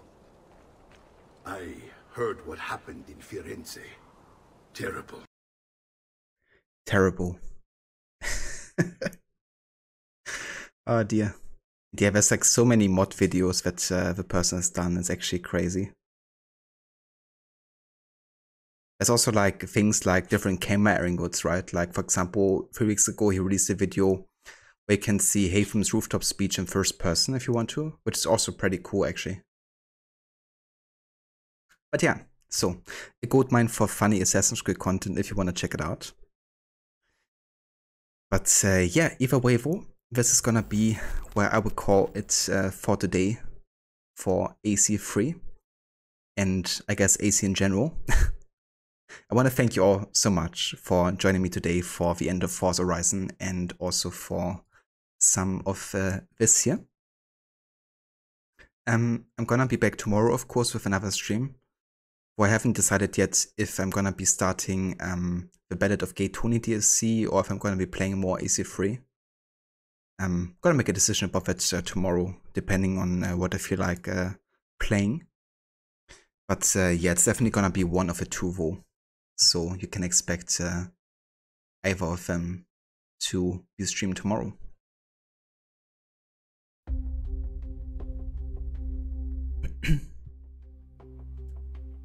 Just subscribe, Kobe. Nice. Yeah, I think you would definitely appreciate that kind of content.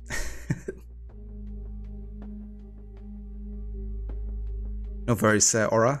Glad you liked it. And thank you for being here.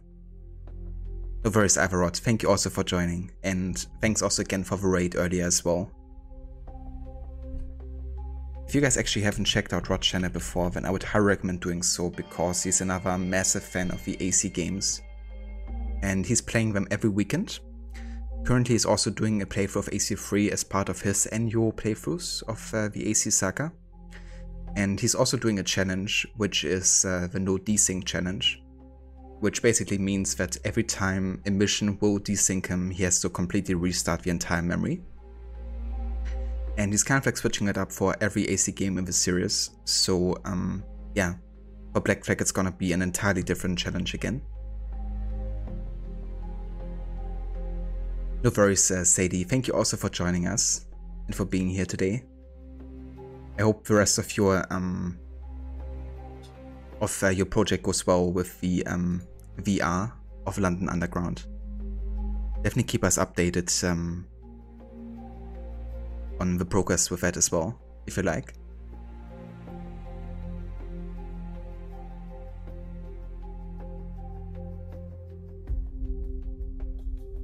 Oh, I just got a message from Twitch. It's Mod Appreciation Day. Don't forget to spread some love and say thanks to all the mods today. Well, thank you so much, my mods. I guess. I didn't even know there was a Mod Appreciation Day. But yeah, seriously, thank you to all the mods for being part of the channel and for always assisting me with like, you know, taking care of chat or giving shoutouts and yeah, helping me in all kinds of ways.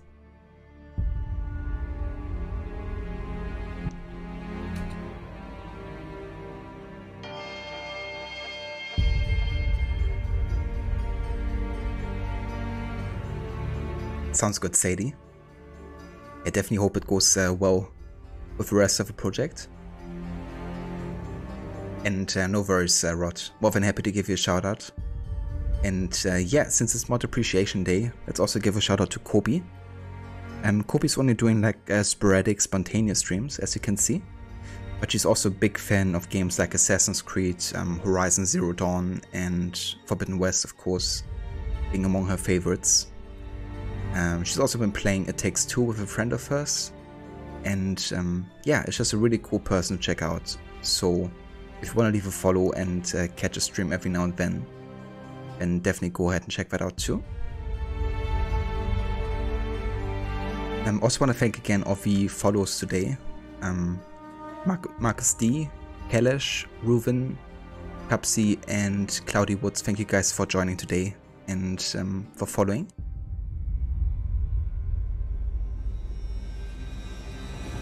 Why does it say Harbinger 87? Wait, does it say Harbinger 87 for you? Because for me it's saying Kobe. That's weird. In chat?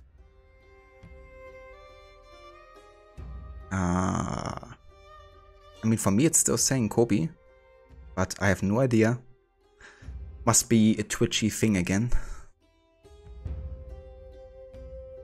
And maybe it gets differently displayed for you guys than it is for me. But I have two chats open right now, one in OBS and one on the website. And it's still saying Kobe for me on both of them. So I have no idea. Ah, okay, I got you, Rod. I thought you meant that it's also displaying Harbinger's name for you. Fair enough. But yeah, definitely not the first time that Twitch is being weird with those kind of things. But yeah, we're gonna go and raid out to Ronnie today. He's playing some Spider-Man Miles Morales. And I have no idea how far he is, but I think he's currently working out the identity of a Prowler. Yeah. Yeah, he is.